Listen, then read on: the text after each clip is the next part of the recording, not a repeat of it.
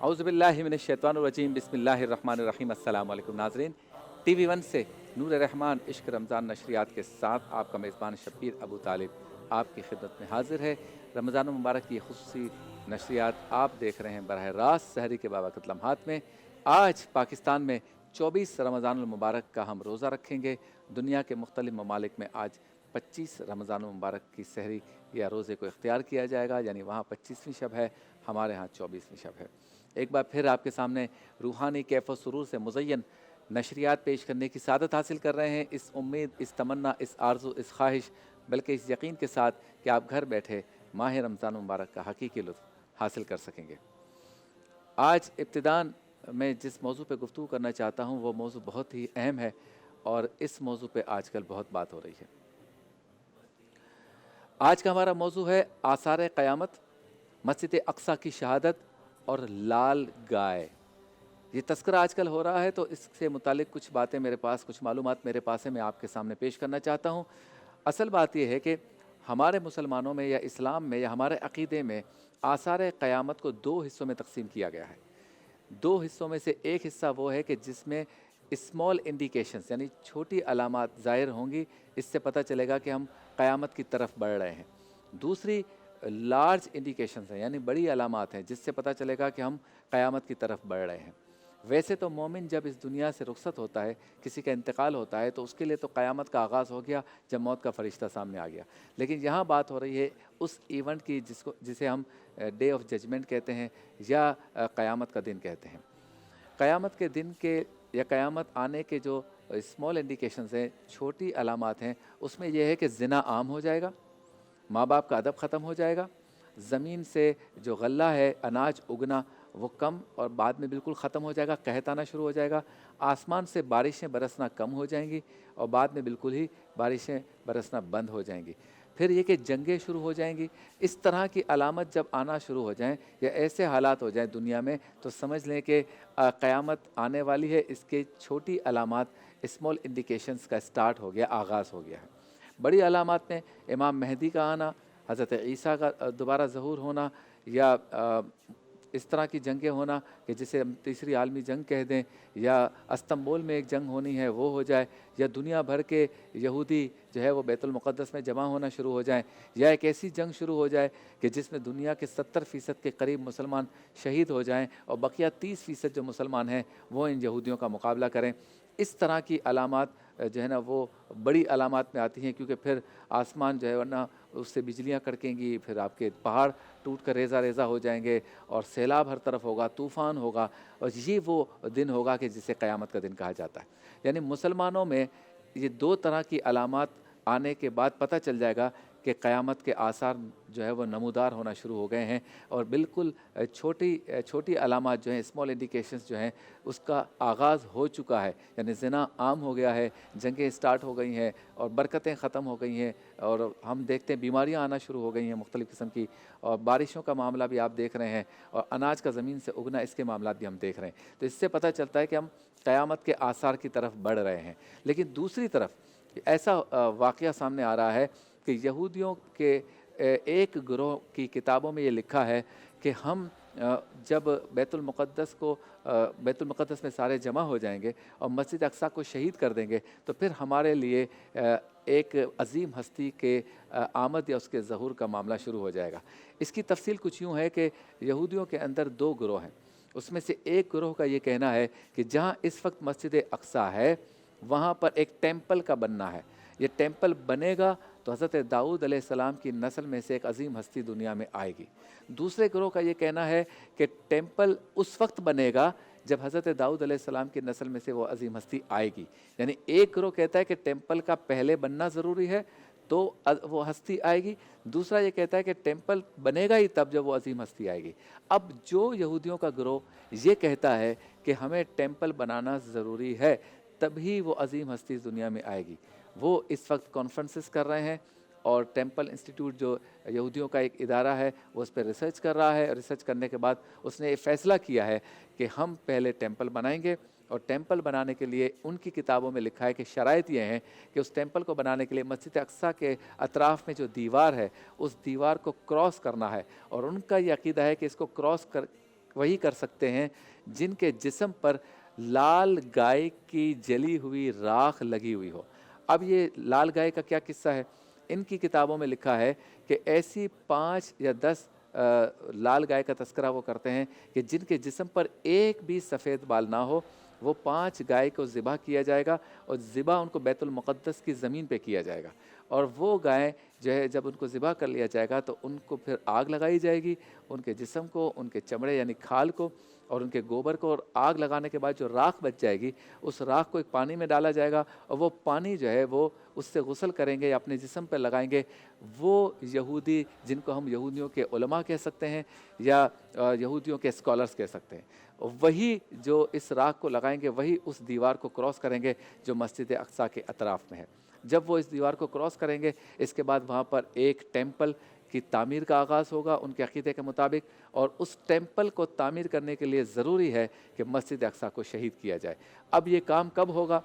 ان کا یہ کہنا ہے کہ یہ کام ان کی تاریخوں کے حساب سے ان کی عید آنے والی ہے، عید فصیح، اس دن یہ جو ہے اس کا آغاز ہوگا، اور مسلمانوں کو یہ سوچنا چاہیے کہ ہماری عید جو ہے وہ 10، 11، 12 اپریل کے آس پاس ہے، اور عید فصیح جو ہے وہ 22 اپریل کے آس پاس ہے۔ اگر یہ کام اپریل میں ہونا ہے تو ہمیں اس بات پر غور و فکر کرنا ہے کہ مسجد اقصیٰ کو اگر شہید کر دیا جاتا ہے اور تیسری عالمی جنگ چھڑ جاتی ہے تو مسلمانوں کی اس کے لیے کیا تیاری ہے، اور پھر قیامت کے جو آثار ہیں اگر وہ نمایاں ہونا شروع ہو جاتے ہیں، وہی جنگیں، اسی قتل کا تذکرہ ہوتا ہے، تو یقیناً قیامت کی جو نشانیاں ہیں اس میں سے مسلمانوں کا عقیدہ یہ ہے کہ چھوٹی نشانیوں کا آغاز ہو گیا ہے، بڑی نشانیوں کی طرف ہم بڑھ رہے ہیں، جبکہ یہودی یہ کہہ رہے ہیں کہ اس ٹیمپل کے بننے کے بعد وہ عظیم ہستی آئے گی اور اس کے بعد جو ہے وہ قیامت کا آغاز ہو جائے گا۔ لیکن جو فکر انگیز بات ہمارے لیے ہے وہ یہ ہے کہ قیامت ہمارے لیے جو فکر انگیز بات نہیں ہے وہ یہ ہے کہ قیامت تو ابھی نہیں آنی، اس کے آثار آ چکے ہیں، لیکن جو ہمارے لیے فکر کرنے والی بات ہے وہ یہ ہے کہ مسجد اقصیٰ کی شہادت کا منصوبہ بنا لیا گیا ہے، اور یہ لال گائے ٹیکساس امریکہ سے بیت المقدس پہنچا دی گئی ہیں، اور اس کی شرط تھی کہ وہ 2 یا 2.5 سال کی اس کی عمر ہوگی، اور وہ اس عمر کو پہنچ گئی ہیں۔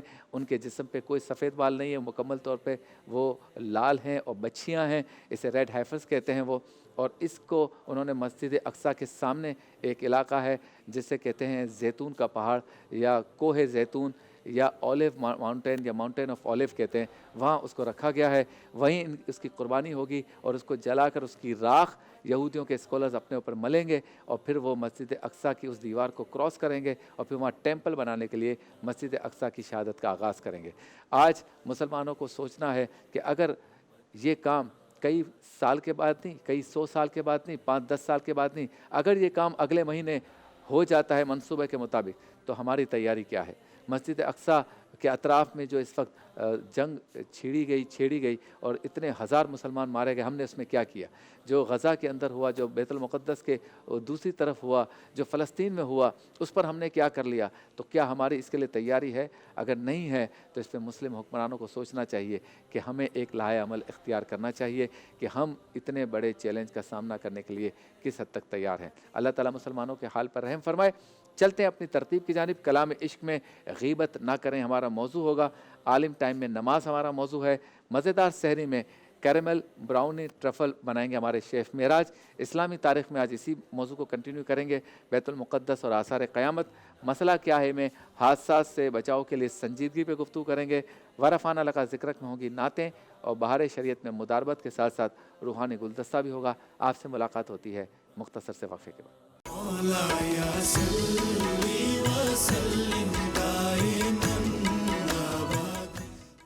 خوش آمدید، ایک بار پھر آپ کی خدمت میں حاضر ہیں نور رحمان عشق رمضان نشریات کے ساتھ، جو آپ ٹی وی 1 سے دیکھ رہے ہیں براہ راست۔ اب چلتے ہیں اس سیگمنٹ کی جانب جس سے ہوتا ہے باقاعدہ ہمارے نشریات کا آغاز، یعنی قرآن پاک کی ایک چند آیتوں کا ترجمہ اور مختصر تفسیر بیان کریں گے مفتی اسحاق مدنی صاحب، اور سیگمنٹ کا نام ہے کلام عشق۔ مدینہ چھوڑ غیبت نہ کریں، یہ موضوع ہے جو قرآن پاک سے لیا گیا ہے، اس کا انتخاب کیا ہے آج ہم نے۔ جی مفتی صاحب۔ بسم اللہ الرحمن الرحیم۔ سورۃ الحجرات میں اللہ تبارک و تعالیٰ نے اولاً نبی پاک علیہ الصلوۃ والسلام کی بارگاہ کے آداب بیان فرمائے اور اس کے بعد معاشرتی طور پر برائیوں کا ذکر فرمایا اور مسلمانوں کو اس سے بچنے کا ذکر فرمایا گیا، جن میں ایک تو ہم پہلے ذکر کر چکے ہیں کہ کوئی خبر تمہارے پاس ہے تو اس کی تحقیق کرو۔ اسی طریقے سے دوسری چیز ہم نے ڈسکس کی تھی کہ ایک دوسرے کا مذاق مت اڑاؤ۔ اسی طرح ولا تنابزوا بالالقاب، ایک دوسرے کے برے نام بھی نہ رکھو۔ اور آج جو آیت مبارکہ ہمارے پیش نظر ہے اس میں 3 باتیں بیان ہوئی، یا ایھا الذین آمنوا اجتنبوا کثیرا من الظن ان بعض الظن اسم، یعنی کسی بھی مسلمان کے بارے میں فرمایا گیا اے ایمان والو بہت زیادہ گمان نہ کرو کیونکہ بعض گمان پھر اسم گناہ بھی ہو جاتے ہیں۔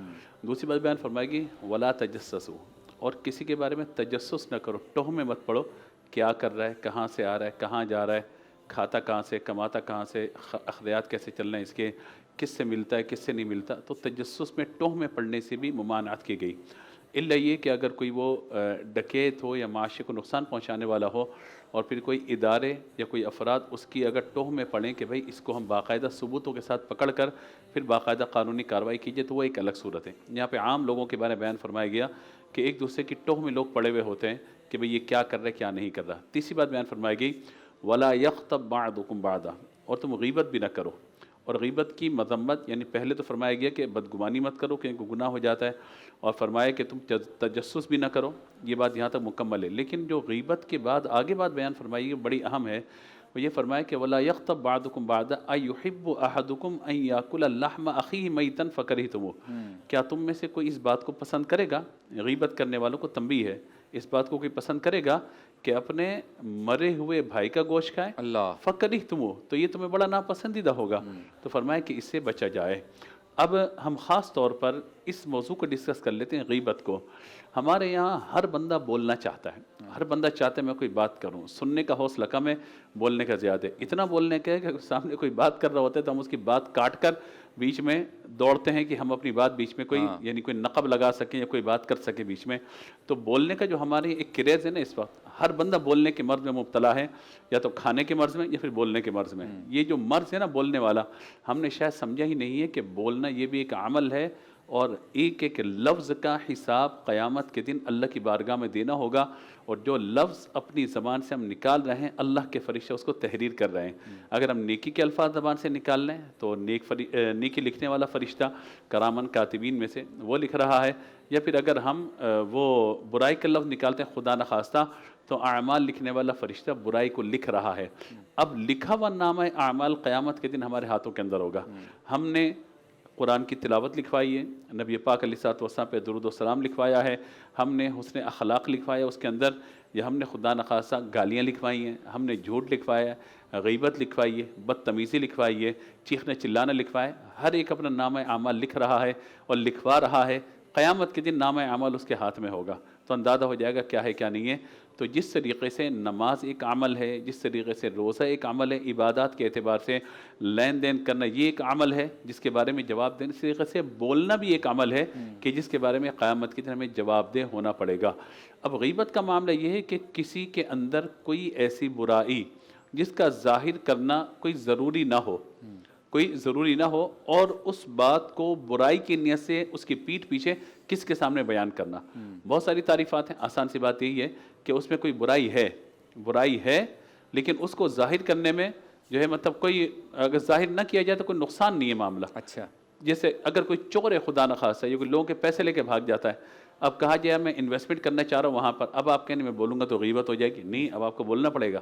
اسی طرح اچھا جتنا بتانا ہے آپ اتنا ہی بتائیں گے۔ اسی طرح رشتوں کے معاملات ہیں، رشتوں کے معاملات ہیں، دیگر چیزیں، کاروباری لین دین کے معاملات ہیں، بہت ساری چیزیں ہیں کہ بندہ مس کمٹمنٹ کرتا ہے۔ تو اوورآل جو بھی ہو سکتا ہے اس کے اندر کوئی برائی ہے اس کو ظاہر کرنا اگر ضروری ہے تو ظاہر کی جائے، لیکن جتنی برائی ہے اتنی ظاہر کی جائے، یہ نہیں کہ ایک کے ساتھ 10 اور لگا کے ظاہر کر دیا جائے۔ اور دوسرا بیان فرمایا گیا کہ اگر ایسی برائی ہے جو اس کی اپنی ذات سے تعلق ہے، کسی سے کوئی نقصان نہیں پہنچ رہا، تو پھر اس برائی کو، اس خامی کو کسی کے سامنے اس کی پیٹھ پیچھے برائی کی نیت سے ذکر کرنا یہ غیبت کہلاتا ہے۔ اور اس کا گناہ کیا ہے؟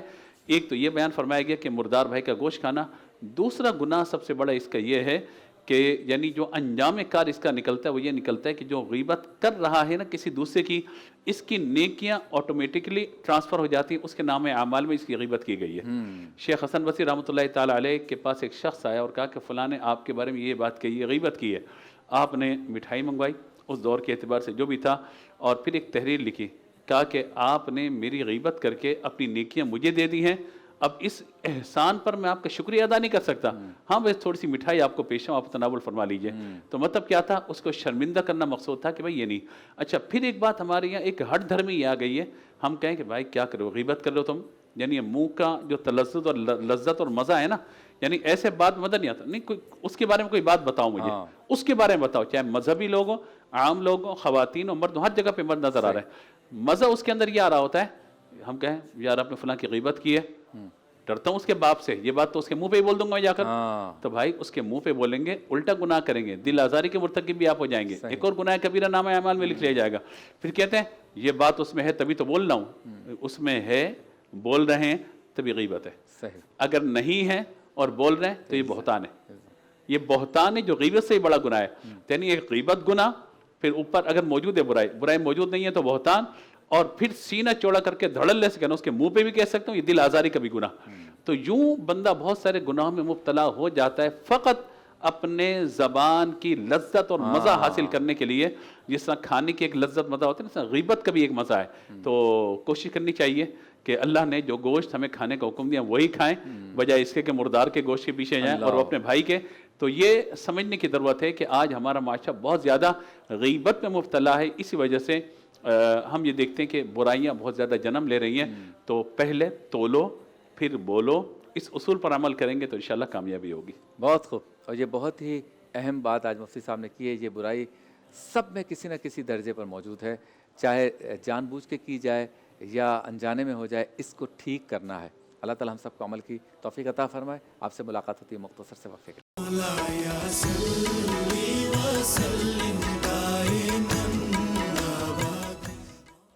خوش آمدید، ایک بار پھر آپ کی خدمت میں حاضر ہیں نور رحمان عشق رمضان نشریات کے ساتھ، جو آپ دیکھ رہے ہیں ٹی وی 1 سے براہ راست۔ اب چلتے ہیں اس سیگمنٹ کی جانب جس میں علماء کرام ہمارے ساتھ ہوتے ہیں، ایک خاص موضوع ہوتا ہے، ہماری کوشش ہوتی ہے کہ اس مختصر سے دورانیے میں ہم اس موضوع کا احاطہ کر سکیں۔ سیگمنٹ کا نام ہے عالم ٹائم۔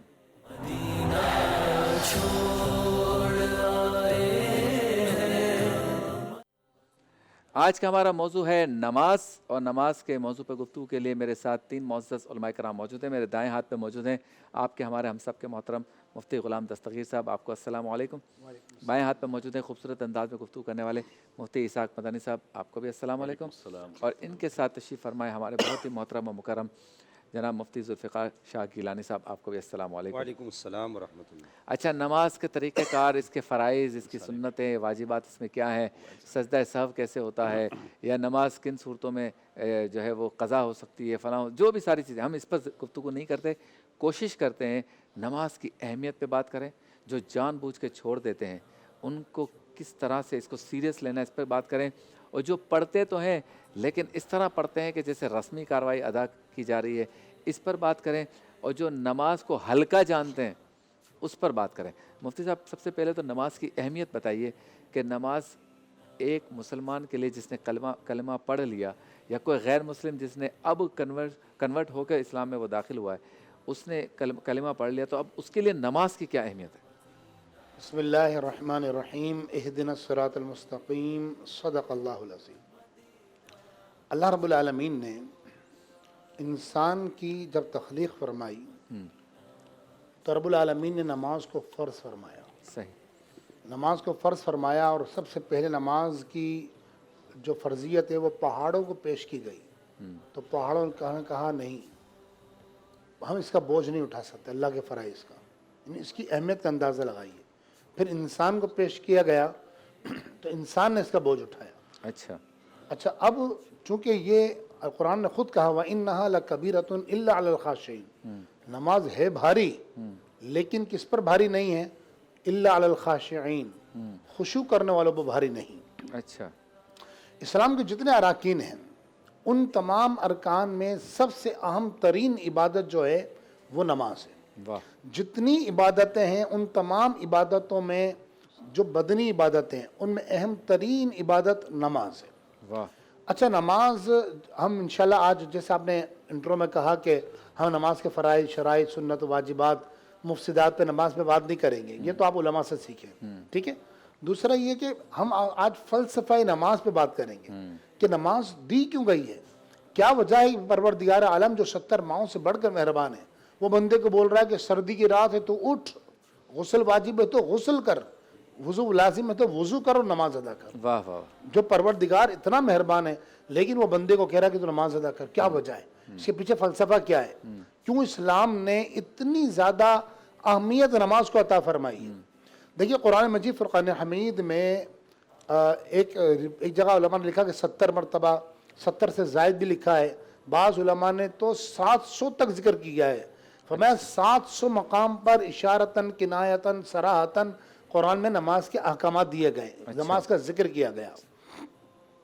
اور سرکار دو عالم صلی اللہ علیہ وسلم نماز کی اہمیت کا یہ اندازہ لگا لے کہ نبی کریم علیہ السلام جب مرض الموت میں مبتلا ہوئے, یعنی وہ لمحات آئے کہ آقا دو جہان دنیا سے ظاہری پردہ فرمانا ہے, اس میں بھی حضور سہارا لے کر مسجد میں نبی شریف میں تشریف لاتے تھے, نماز ادا کرتے. یہ نماز کی اہمیت اور نماز کی فضائل, اس کی برکتیں اپنی جگہ ہیں. یعنی ہم فلسفہ نماز پہ بات کریں کہ نماز کو کیوں کہا گیا کہ بھائی اتنی تاکید, اتنی اہمیت, اتنی شدت کے ساتھ کہ جناب اگر نماز قضا کرتے تو جہنم کے دروازے میں نام لکھ دیا جائے. اور حضور نے فرمایا کہ نماز جو یعنی پھر با جماعت نماز, اتنی تاکید کیوں ہے, کیا وجہ ہے. دیکھیں بنیادی مقصد کیا ہے کہ انسان کو اللہ رب العالمین انسان بنانا چاہتا ہے. صحیح. مثال کے طور پر قرآن پاک کیا ہے, کتاب. ٹھیک ہے, اللہ فرماتا ہے الف لام میم ذالک الکتاب لا ریب فیہ, کہ حروف مقطعات ہیں. فرمایا یہ وہ عظمت والی ذی شان کتاب ہے. کتاب, اچھا جو بھی کتاب ہوتی ہے اس کتاب کا ایک ٹاپک ہوتا ہے, ایک موضوع ہوتا ہے, ایک عنوان ہوتا ہے. تو قرآن کا بھی ایک عنوان ہوگا, کتاب ہے. تو قرآن کا عنوان کیا ہے. حضرت ابن عباس رضی اللہ تعالیٰ عنہما آپ فرماتے ہیں قرآن کا عنوان انسان ہے. قرآن نے انسان پر گفتگو کی ہے, اور انسانیت کی معراج حضور نے فرمایا مومن کی جو معراج وہ نماز ہے. یعنی مومن عروج پائے گا تو نماز سے پائے گا. آج قبلہ عالم, آج مسلمان تباہ ہو رہا ہے, برباد ہو رہا ہے. اس کی بیسک اور بنیادی وجہ یہ کہ آج ہم نے نماز پڑھنا چھوڑ دی. قرآن مجید فرقان حمید میں اللہ رب العالمین ارشاد فرماتا ہے کہ الشیطان یعدکم الفقر ویأمرکم بالفحشاء. شیطان کیا کرتا ہے, تمہیں محتاجی سے ڈراتا ہے. یعدکم الفقر, تمہیں ڈرائے گا وہ کہ محتاج ہو جاؤ گے. اور یأمرکم بالفحشاء والمنکر, بے حیائی اور بری باتوں کا تمہیں حکم دے گا. اور نماز کیا کرے گی, ان الصلاۃ تنہی عن الفحشاء والمنکر, واہ واہ. کہ نماز تمہیں بے حیائی سے بچائے گی, برائی سے بچائے گی. کیا مطلب, یعنی اگر تمہیں کامیاب ہونا ہے تو تمہیں نماز ادا کرنی پڑے گی. ایک بات. دوسرا یہ کہ دیکھیں نماز, دیکھیں انسان, کامیاب انسان کون ہوتا ہے. کامیاب انسان وہ ہوتا ہے جس کی زندگی میں ڈسپلن ہو, یعنی اس کے نہ سونے کا پتہ نہ اٹھنے کا پتہ, وہ زندگی میں کتنا ٹیلنٹڈ ہو وہ کامیاب نہیں ہوگا. صحیح. کامیاب انسان اس وقت ہوتا ہے جب وہ صاحب صلاحیت بھی ہو اور ڈسپلن ہے, اس کا ایک کام کا طریقہ ہو. اور جتنا ڈسپلن نماز سکھاتی ہے, کوئی عبادت, کسی عبادت آپ کو اتنا ڈسپلن نہیں سکھائی. ہر عبادت کا اپنا ایک حسن ہے, روزے کا اپنا ایک حسن ہے, حج کا اپنا ایک حسن ہے, زکوٰۃ کا اپنا حسن ہے, اس کا ایک نظام ہے, اس کا ایک فلسفہ ہے. لیکن نماز کا فلسفہ کیا ہے, سب سے پہلے آپ کو صاف ستھرا رہنا سکھائے گی نماز. واہ واہ واہ. آپ نے دن میں 5 مرتبہ وضو کرنا ہے, اور وضو ہے, وضو کے پر وضو کریں گے تو نور لا نور ہے. واہ واہ. آقا دو جہان صحیحین کی حدیث پاک نے, امام بخاری اور امام مسلم جس حدیث کو دونوں اس حدیث کو روایت, اگر ایک حدیث کو روایت کریں تو علماء محدثین فرماتے ہیں کہ وہ حدیث متفق علیہ کہلاتی ہے. تو متفق علیہ حدیث ہے, اور اس حدیث کے راوی ہیں جناب حضرت ابو ہریرہ رضی اللہ تعالیٰ عنہ. یعنی نبی کریم علیہ السلام نے فرمایا بتاؤ, اب مثال کے ذریعے حضور نے سمجھایا, فرمایا بتاؤ اگر کسی کے گھر کے باہر نہر بہ رہی ہو, یعنی کہاں پر, گھر کا دروازہ کھولے باہر نہر ہو, فرمایا گھر کے قریب میں نہر بہ رہی ہو, اور وہ دن میں 5 مرتبہ اس میں غسل کرے, کیا اس کے جسم پر کوئی میل باقی رہے گا؟ صحابہ نے عرض کیا رسول اللہ نہیں, کیسے, یہ کیسے ہو سکتا ہے کہ 5 مرتبہ کوئی نہائے؟ حضور نے فرمایا یہی مثال 5 نمازوں کی. ایک حدیث پاک میں فرمایا گیا, آخری بات کے بعد ختم کرتا ہوں, فرمایا جب بندہ نیت کرتا ہے نا اللہ اکبر, ایک نماز کی برکت ہے. فرمایا جیسے نیت کرتا ہے اللہ اکبر, اس نے ایک نماز سے لے کے دوسرے نماز تک جو گناہ کیے ہوتے ہیں, مثلا زور سے اثر, اب اثر پڑھنے کڑا ہوا, زہر سے لے کے اثر تک جتنے خطائیں, گناہ, لغزشیں کی, وہ ایک پوٹلی باندھ کر اس کے سر پہ رکھ دی جاتی ہے. حضور فرماتے ہیں اب وہ نماز پڑھ رہا ہے تو وہ گناہ کی پوٹلی اس کے سر پہ رکھی ہوئی ہے. क़ियाम में है सर पर है, रुकू में झुका सर पर है, फरमाया सजदे में जाएगा वो गुनाह गिर पड़ते हैं उसके। अब सजदे में गया तो गुनाहगार था, गुनाह सर पे रखे हुए थे, फरमाया सजदे से सर उठ रहा था, गुनाहों से पाक हो जाता सुभान है। अल्लाह, क्या बात। अच्छा शाह साहब, अब एक सवाल ये आता है कि हम मुसलमान हैं या जो लोग गैर मुस्लिम थे और मुसलमान बने, वो भी ये सोच सकते हैं या सवाल कर सकते हैं, क्या हिकमत है इसमें कि मेरे पास काम काज के हैं ही 12 घंटे, 12 घंटे तो आराम के हैं या 10 घंटे आराम के हैं, उन 12 घंटों में अब आपने मुझे पाबंद कर दिया कि 5 मरतबा नमाज़ पढ़नी है। जब 5 मरतबा नमाज़ पढ़नी है तो 5 मरतबा वज़ू करना है, 5 मरतबा वज़ू करना है तो मुझे 5 मरतबा पानी तक रसाई के लिए जाना है, फिर नमाज के लिए पाक जगह का भी होना ज़रूरी है, ख़ुद का भी पाक होना ज़रूरी है। अगर मैं इसी में लगा रहूँगा तो मैं काम काज कारोबार अपना बाकी चीज़ें कैसे करूँगा? तो हिकमत क्या है नमाज को इतना संजीदा लिया जाए कि रब ताला ने इसे अहम तरीन रुकन जो है वो करार दिया। दूसरा ये कि जो लोग नमाज को हल्का जानते हैं, गैर संजीदा लेते हैं, कज़ा हो गए तो कोई नहीं, 2 एक साथ पढ़ लेंगे, या बहाने ढूंढते हैं कहीं से कोई रिवायत मिल जाए कि इन सूरतों में कज़ा हो सकती है, इन सूरतों में छोड़ सकता हूँ, कोई बीमारी, कमर का दर्द, रात को लेट सोए, कोई और उज़र तलाश करते हैं। ये 2 सवालात बड़े अहम हैं, एक तो नमाज को गैर संजीदा या हल्का लेना, दूसरा हिकमत क्या है 5 वक्त की नमाज जिसमें पूरा दिन बंदे का निकल जाता है। ज़ोहर ख़त्म हुई तो अभी फ़िक्र है 2 घंटे बाद, 3 घंटे बाद असर है, असर ख़त्म हुई तो 1.5 घंटे बाद मगरिब है, मगरिब ख़त्म हुई तो 2 घंटे 3 घंटे बाद इशा है। तो इस चीज़ को लज्जत महसूस करे बंदा, वो उसकी क्या तरकीब है? बिस्मिल्लाहिर्रहमानिर्रहीम अक़ीमिस्सलाता लिज़िक्री आमन्तु बिल्लाहि सदक़ल्लाहुल अज़ीम। कुरान मजीद अल फ़ुरक़ान अल हमीद में अल्लाह जल्ल मजदुहुल करीम ने मुतअद्दिद मकामात पर इंसान को इसी बात का एहसास दिलाया कि इंसान बुनियादी तौर पर जो तेरी तख्लीक है वो नफ्स के साथ की गई है। तेरे मादे के अंदर और तेरे अज्ज़ाए तरकीबिया के अंदर एक जुज़्व रखा गया है जो नफ्स है। सही। वो इंसान को इस बात पर मजबूर करता है कि इंसान इस तरह के हीले बहाले तलाश करे। हाँ, लेकिन इसके साथ साथ इंसान के अंदर एक चीज़ और रखी गई है जिसको रूह कहा जाता है। अब नफ्स का काम है कि नफ्स इंसान को अना की तरफ लेकर जाता है, इस तरह के हीले बहाने तलाश करने की तरफ लेकर जाता है। लेकिन रूह का जो काम है, रूह जो है इन हीले बहानों से दूर ले जाने की कोशिश करती है। लेकिन ये भी एक हकीकत है कि एक वक्त ऐसा आता है कि हमारा नफ्स हमारी रूह पर हावी हो जाता है, हाँ, और फिर उसके नतीजे में इस तरह के हीले बहाने तलाश किए जाते हैं। और एक वक्त ऐसा आता है कि इंसान इस अफजल तरीन और अशरफ तरीन इबादत को गैर संजीदगी से देखने और परखने लग जाता है। हाँ, हालांकि कुरान मजीद अल फ़ुरक़ान अल हमीद में अल्लाह जल्ल मजदुहुल करीम ने जो बुनियादी तौर पर जो बात इरशाद फरमाई है, देखिए जैसे ही आप कुरान का सीना खोलते हैं तो पहले अल्लाह जल्ल मजदुहुल करीम इरशाद यही फरमाता है कि हुदल लिल मुत्तकीन अल्लज़ीना युमिनून बिल गैबी व युकीमून अस्सलाह, वाह, यानी कि ईमान बिल गैब के साथ ही इसे मुत्तसिल रखा गया कि इकामत सलात को। सही। और दूसरी जगह जो आयत करीमा मैंने पढ़ी वहाँ पर फरमाया गया अक़ीम सलात लिज़िक्री, कि नमाज कायम करो तो तुम्हें मेरी याद बाकी रहेगी। हाँ, अब मसला ये है कि गैर संजीदा और इस तरीके के हीले बहाने तलाश करना, ये चूँकि नफ्स का काम है, अल्लाह जल्ल मजदुहुल करीम ये चाहता है कि इंसान अपने नफ्स को काबू रखे। और नफ्स को जो काबू रखने का जो सबसे आसान तरीका जो अल्लाह जल्ल मजदुल करीम ने इरशाद फरमाया वो यही फरमाया गया अक़ीम सलात लिज़िक्री, कि तुम्हें मेरी याद बार बार आती रहे, नमाज कायम करते रहो।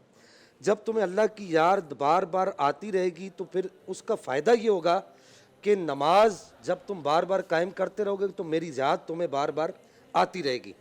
और ये देखिए ना कि इंसान इसी नफ्स की वजह से अना के बुत के सामने जो है अपने माथे टेक देता है, और अना के बुत के सामने जो है अपने घुटने टेक देता है, यूं समझिए कि।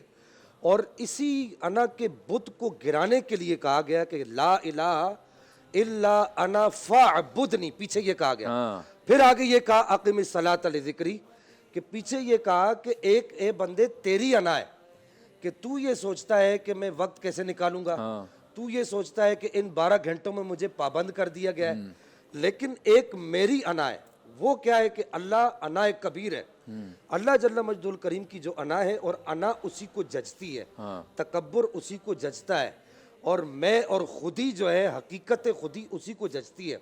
तो अल्लाह जल्ल मजदुल करीम इरशाद फरमाता है कि ए बंदे अना मेरी है, اپنی انا کو میری انا کے سامنے ڈھیر کر دے ہاں پھر اس کا فائدہ یہ ہوگا فاعبدنی، تو میری عبادت کر۔ واہ۔ پھر آگے فرمایا کہ اقیم الصلاۃ لذکری، کہ اب تو نماز کو قائم کر، تیری انا جب گر جائے گی تو پھر ایک وقت ایسا آئے گا کہ تو سر سے لے کے پاؤں تک اجلا، نکھرا اور ستھرا ہو جائے گا۔ واہ واہ، اب دوسری جو بات وہ دوسرا آپ ہلکا لینے والا نماز کو بالکل جو غیر سنجیدہ لیتے ہیں اور یہ کہتے ہیں کہ نماز کوئی ایسی عبادت اور ہیلے تلاش کرتے ہیں۔ دیکھیے اگر نماز کوئی ایسی چیز ہوتی کہ اس کو غیر سنجیدہ لیا جائے، اگر کوئی ایسی چیز ہوتی کہ اس کو جو ہے وہ ثانوی حیثیت دی جائے، تو میں سمجھتا ہوں کہ اس کا حکم آدم علیہ السلام سے لے کر ہمارے پیارے نبی صلی اللہ تعالیٰ علیہ وآلہ وسلم تک ہر نبی کو نہ دیا جاتا۔ یہ نماز وہ عبادت ہے کہ ہر نبی کی شریعت کے اندر کسی نہ کسی صورت کے اندر یہ موجود ضرور رہی ہے، اور جو آدمی اس کو ہلکا لیتا ہے اس کو یہ سوچنا چاہیے کہ دیکھیے نا، سرکار عمر فاروق رضی اللہ تعالیٰ عنہ و ارضہ عنہ سرکار آپ ارشاد فرمایا کرتے تھے کہ اگر کوئی آدمی سمندر میں ڈوب رہا ہو اور اسے تختہ مل جائے اور نماز کا وقت ہو تو اسے چاہیے کہ وہ اس تختے پر بھی کسی نہ کسی طریقے سے نماز کا اہتمام ضرور کرے۔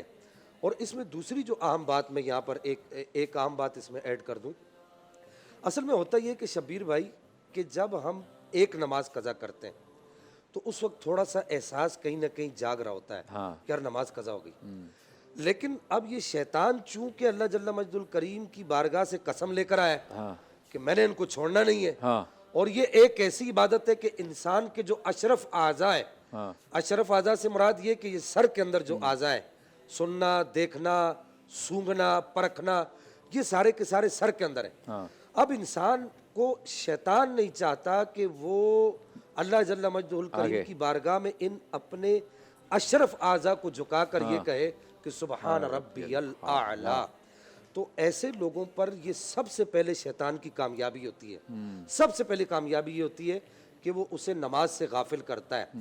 اور بزرگوں نے فرمایا کہ جب وہ اپنے اس کام میں کامیاب ہو جاتا ہے تو پھر ایک وقت ایسا آتا ہے کہ وہ ایتھزم کی طرف جاتا ہے، پھر ایک وقت ایسا آتا ہے کہ وہ الحاد کی طرف جاتا ہے، پھر ایک وقت ایسا آتا ہے کہ وہ دین کے دیگر احکام کو بھی مذاق سمجھنے لگتا ہے۔ اس وجہ سے میں اپنے نوجوانوں سے اور دیگر لوگوں سے جو ابھی تک نماز سے دور ہیں، میں ان سے یہ بات ضرور عرض کروں گا کہ یہ نماز وہ بنیادی چیز ہے جو آپ کو اللہ تعالیٰ کے ساتھ کمیونیکیشن قائم رکھنے پر مجبور کرتی ہے۔ کیا بات ہے! جب آپ کا کمیونیکیشن اللہ تعالیٰ سے قائم رہے گا تو پھر آپ اس طرح کے دور حاضر کے سارے فتنوں سے دور ہو جائیں گے۔ سبحان اللہ۔ ملاقات ہوتی ہے مختصر سے وقفے کے۔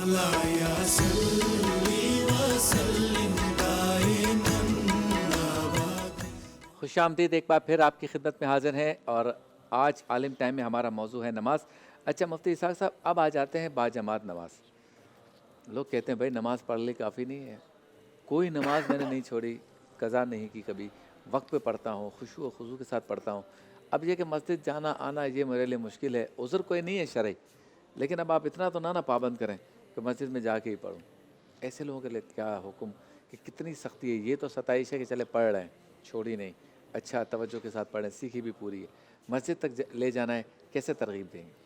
بسم اللہ الرحمن الرحیم، اللہم رب اشرح لی صدری ویسر لی امری واحلل عقدۃ من لسانی یفقہوا قولی واجعل لی وزیرا من اہلی۔ بہت شکریہ۔ اس موضوع پر گفتگو کرنے کا جو ایک بنیادی مقصد تھا ماہ رمضان کے آخری اشرے میں اس کو رکھنے کا، وہ ایک بڑا مقصد یہی تھا کہ عام طور پر اس موضوع کو رمضان کی شروع کی تاریخوں میں ڈسکس کر لیا جاتا ہے جبکہ لوگ نمازیں پڑھ رہے ہوتے ہیں یا مسجد کی طرف راغب ہوتے ہیں۔ اب جیسے جیسے یہ دن گزرتے ہیں، آخری اشرہ آتا ہے، لوگ مسجد کو چھوڑ کر مارکیٹ کی طرف جاتے ہیں، شاپنگ وغیرہ دیگر مصروفیات میں چلے جاتے ہیں، اور پھر جب چاند نظر آتا ہے تو پھر اس کے بعد مسجد کو بھول کر پورا سال اپنے گھر داری، کاروبار، دیگر چیزوں میں لگ جاتے ہیں۔ تو ایک گزارش تو یہ تھی کہ اللہ تبارک و تعالیٰ نے جو ایک مسلمان کو یہ سعادت عطا فرمائی ہے کہ وہ 5 وقت کی نماز پڑھے، یہ سعادت ہے اس کے لیے۔ یہ اتنی بڑی سعادت ہے کہ خدا کی قسم اگر بندہ سمجھ لے نا اس کو کہ نماز میں کیا لذت ہے، کیا مزہ ہے اور کیا معاملہ ہے، تو یقین مانیے اس کو یہ احساس ہوگا کہ واقعی جو بیان فرمایا گیا نا کہ نمازی کو اگر علم ہو جائے کہ وہ کیا عبادت کر رہا ہے، گویا کہ وہ اپنے رب سے محو گفتگو ہے، اپنے رب سے گفتگو کر رہا ہے، تو پھر یقین مانیے کہ اس کا دل ہی نہ چاہے کہ میں سجدے سے اپنے سر کو اٹھا لوں۔ ایک بات تو یہ، دوسرا یہ ہے کہ ہم بات کرتے ہیں ہم اپنے پیارے آقا صلی اللہ تعالیٰ علیہ وآلہ وسلم سے محبت کی۔ کون ہوگا مسلمان جو کہے گا مجھے اپنے نبی سے محبت نہیں ہے؟ ہر بندہ کہتا ہے مجھے حضور سے محبت ہے، اپنے آقا سے محبت کرتا ہوں میں۔ اب نماز کے معاملے میں میرے پیارے آقا خاتم النبیین صلی اللہ تعالیٰ علیہ وآلہ وسلم کا معمول کیا رہا؟ حضرت سیدہ عائشہ صدیقہ رضی اللہ تعالیٰ عنہ کہتی ہیں حضور ہمارے ساتھ بیٹھے ہوئے ہیں، بات چیت کر رہے ہیں، گفتگو کر رہے ہیں، بہت ساری باتیں ہو رہی ہیں، جب نماز کا وقت آتا حضور ایسے ہو جاتے جیسے ہمیں جانتے ہی نہیں ہیں کہ اللہ کا حکم آ گیا۔ اللہ، تو ہم بھی تو کچھ ایسے بنے نا۔ قرآن نے کیا کہا؟ ہمارے ایک جملہ کہا جاتا ہے کہ بھائی مرد کون ہے؟ بھائی مرد ہے تو میرے سامنے آ جا، یعنی ہمارے کیا ہے بدماشی کرتے ہیں، بھائی تو مرد ہے تو ذرا میرے سامنے آ کے بات کر۔ یا کہا جاتا ہے یار یہ بڑا جوان مرد ہے، کیا دلیری کی اس نے بات کی ہے۔ یہ ہمارے یہاں اردو ادب میں محاورے کے لیے مختلف لفظوں کے ساتھ اور مختلف جملوں کے ساتھ لفظ مرد کا استعمال کیا جاتا ہے۔ یار کیا مرد ہے، اس نے اتنا بڑا کام کر دیا ہے کہ مرد قلندر ہو گیا، اور اس طریقے سے بہت ساری باتیں کی جاتی ہیں۔ قرآن نے کس کو مرد کہا ہے؟ بھائی ایک جینڈر کے اعتبار سے تو مرد ہے، قرآن نے کس کو مرد کہا؟ قرآن نے کہا رجال لا تلہیہم تجارت ولا بیع عن ذکر اللہ۔ وہ مرد ہیں، وہ مرد ہیں کہ جن کی تجارت ان کو اللہ کے ذکر سے غافل نہیں کرتی، اور اللہ کا ذکر سب سے بڑا کیا ہے؟ نماز کو قائم کرنا ہے۔ تجارت ولا بیع عن ذکر اللہ، اللہ کے ذکر سے بیع خرید و فروخت اور تجارت ان کو غافل نہیں کرتی۔ قرآن نے ان کو مرد کہا ہے۔ تو میں بصد احترام، چونکہ آپ نے جماعت سے متعلق بات کی ہے تو ظاہر ہے کہ جماعت تو مردوں ہی پر ہے نا، واجب خواتین پہ تو نہیں ہے، تو لہٰذا اس اعتبار سے میں یہ عرض کروں کہ قرآن نے جن کو مرد کہا ان مردوں کے لیے حکم یہ ہے کہ جب جماعت کا وقت ہو جائے تو جماعت کے ساتھ جا کر مسجد میں نماز ادا کریں۔ اس وقت میں مردوں سے مخاطب ہوں، جو مرد اپنے آپ کو تصور کرتے ہیں اور جو کہتے ہیں کہ واقعی اللہ تبارک و تعالی ہمیں یہ سعادت بخشی ہے کہ الرجال قوامون علی النساء کا تاج ہمارے سر پہ سجایا، عورتوں پر ہمیں افسر و حاکم بنایا، اور اللہ تبارک و تعالی نے امامت کا تاج مرد کو عطا فرمایا، کیونکہ امامت کی بنیادی شرائط میں امام کا مرد ہونا بھی ہے۔ تو جو مرد حضرات ہیں میں ان سے مخاطب ہوں اس وقت کہ اللہ کے رسول صلی اللہ تعالیٰ علیہ وآلہ وسلم نے اپنی تعلیمات کے ذریعے اور فقہاء کرام نے تمام احادیث اور قرآن پاک کی آیات کو سامنے رکھتے ہوئے وَأَقِيمُوا الصَّلَاةَ اقیموا الصلاۃ وآتوا الزکاۃ وارکعوا مع الراکعین، فرمایا کہ نماز قائم کرو، زکوٰۃ دو، رکوع کرنے والوں کے ساتھ رکوع کرو۔ اس کا مطلب کیا ہے کہ یہ نہیں کہا کہ تم نماز میں رکوع کر لو، وارکعوا مع الراکعین، رکوع کرنے والوں کے ساتھ، وارکعوا جمع کا صیغہ ہے، رکوع کرنے والوں کے ساتھ رکوع کرو۔ تو رکوع کرنے والے ایک ساتھ کہاں رکوع کریں گے؟ جب جماعت ہو رہی ہوگی۔ تو لہٰذا سارے ایک ساتھ جب رکوع کریں گے، سارے ایک ساتھ جب قیام کریں گے، سارے ایک ساتھ جب سجدہ کریں گے، اور سارے ایک ساتھ جب سلام پھیریں گے، تو ظاہر ہے کہ اسی وقت ایک جماعت کا تصور قائم ہوگا۔ اور دیکھیے انفرادی عبادت یہ ایک الگ چیز ہے، جماعت یہ اجتماعی عبادات میں سے ہے، اور مسلمانوں کے اس حسن کا اظہار ہوتا ہے، اسلام کی اس کیفیت کا اظہار ہوتا ہے کہ مسلمان اگرچہ گناہگار سے گناہگار کیوں نہ ہو، مگر جب نماز کا وقت آتا ہے یہ سب ایک ہی صف میں کھڑے ہو گئے، محمود و ایاز، نہ کوئی بندہ رہا نہ کوئی بندہ نواز، تو ایک صف میں کھڑے ہونے کے لیے جماعت کے لیے آنا پڑے گا آپ کو۔ بغیر جماعت میں صرف ایک حدیث بیان کر دوں آپ کو تاکہ بات مکمل ہو سکے۔ میرے پیارے آقا صلی اللہ تعالیٰ علیہ وآلہ وسلم نے فرمایا ان لوگوں کے لیے جو جماعت میں نہیں آتے، فرمایا کہ اگر مجھے گھر پر عورتوں اور بچوں کا خوف نہ ہوتا، کہ گھر پر عورتیں موجود ہیں، بچے موجود ہیں، یا ایسے بوڑھے کہ جن پہ جماعت واجب نہیں ہے، فرمایا مجھے گھر پر اگر بچوں کا اور عورتوں کا خوف نہ ہوتا میں مسجد میں جماعت قائم کرواتا، کسی کو مصلی امامت پہ کھڑا کرتا، ان لوگوں کو کہتا لکڑیاں جمع کرو، اور لکڑیاں جمع کرنے کے بعد جو اپنے گھروں میں بیٹھے ہوئے ان کے گھروں کو آگ لگا دیتا۔ رحمت للعالمین ہے میرے آقا۔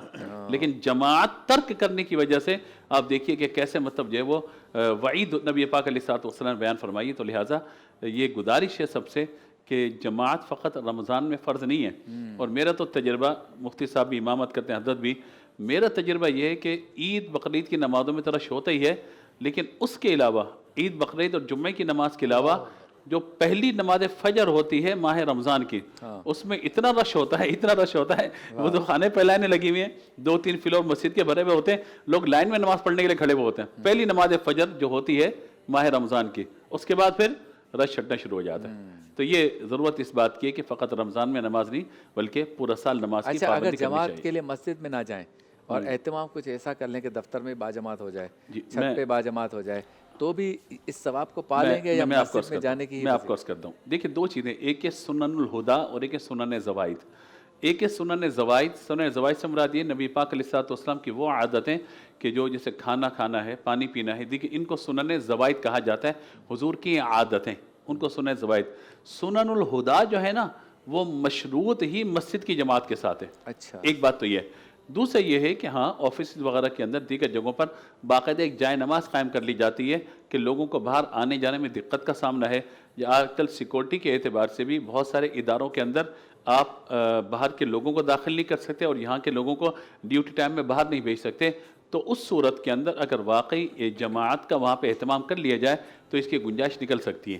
لیکن اس کے اندر پھر اہتمام یہ ہونا چاہیے، ایسا نہ ہو کہ شبیر ابو طالب صاحب آگے گئے، 4 آدمی کھڑے ہوئے نماز پڑھ لی، پھر مفتی صاحب گئے 4 آدمی لیے انہوں نے نماز پڑھ لی، پھر ایک جماعت قائم ہو وہاں پر، تاکہ جو ہے جتنے لوگ نماز پڑھنے والے ہیں ایک ڈسپلن بھی ہو اور باقاعدہ جماعت کا ایک تصور بھی آئے، جماعت کا ایک تصور بھی آئے کہ لوگ باقاعدہ جماعت سے نماز پڑھ رہے ہیں۔ یہ جو ہمارے یہاں جماعت ثانی کا رواج ہے نا، وہ ان مسافر کو لیے ہوتا تھا جو سفر کرتے ہوئے جا رہے ہوتے تھے کہ بھئی مسافر ہیں تو ٹھیک ہے، جب مسجد کی جماعت ہو چکی ہے تو لہذا وہ آئیں 3 4 5 افراد جا کے جماعت قائم کر لیں۔ اب ہم نے یہ ڈرامہ کر لیا ہے کہ اگر ایک بندہ کھڑا ہوا اللہ اکبر کہہ کے پیچھے دوسرا اس کے کندھے پہ ہاتھ مار کے نیت باندھ کے کھڑا ہو جاتا ہے، تو یہ اس جماعت کے ثواب سے محروم ہو جائیں گے کہ جو باقاعدہ جماعت مشروط ہے اس اعتبار سے۔ ایک بات میں اور یہاں پہ عرض کرنا چاہتا ہوں تاکہ بات جماعت کے اعتبار سے مکمل ہو جائے۔ دیکھیے جماعت کے اعتبار سے اس بات کو پیش نظر میں رکھنا ہے کہ جماعت کب ملے گی ہمیں، جماعت کب ملے گی۔ جماعت کے لیے فرمایا گیا تکبیر اولا اہم ترین ہے۔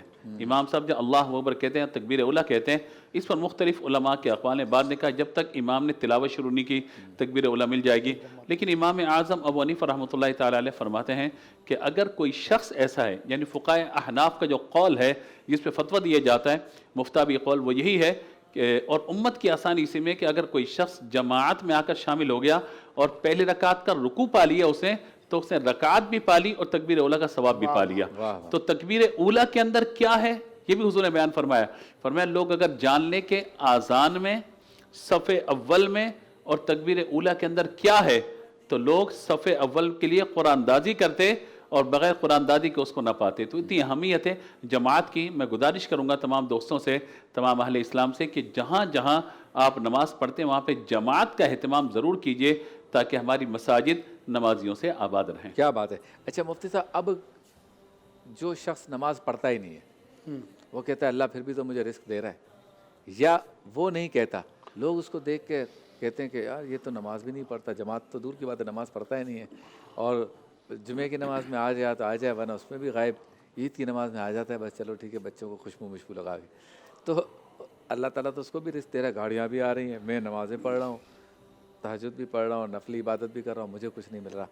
ایسے شخص کی کیسے تربیت کریں گے ہم کہ بھائی وہ بے نمازی ہے، اس کو کچھ مل رہا ہے تو اس کا مطلب یہ نہیں کہ تو بھی بے نمازی ہو جائے۔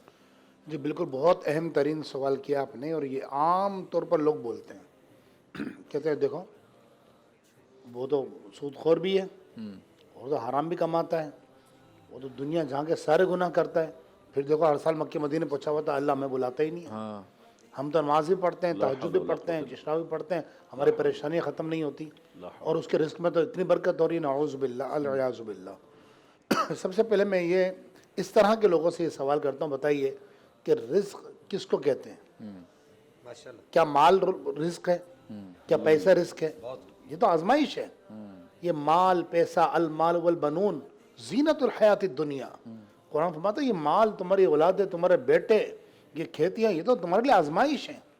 تو یاد رکھیے کہ صرف مال رزق نہیں ہے، پہلے بھی عرض کیا پہلے کہ مال رزق نہیں ہے، اچھی صحت ہونا بھی رزق ہے، اچھا گھر بار ہونا بھی رزق ہے، اچھی معاشرے میں اچھا نام ہونا بھی رزق ہے، یہ اللہ کی عطا ہے۔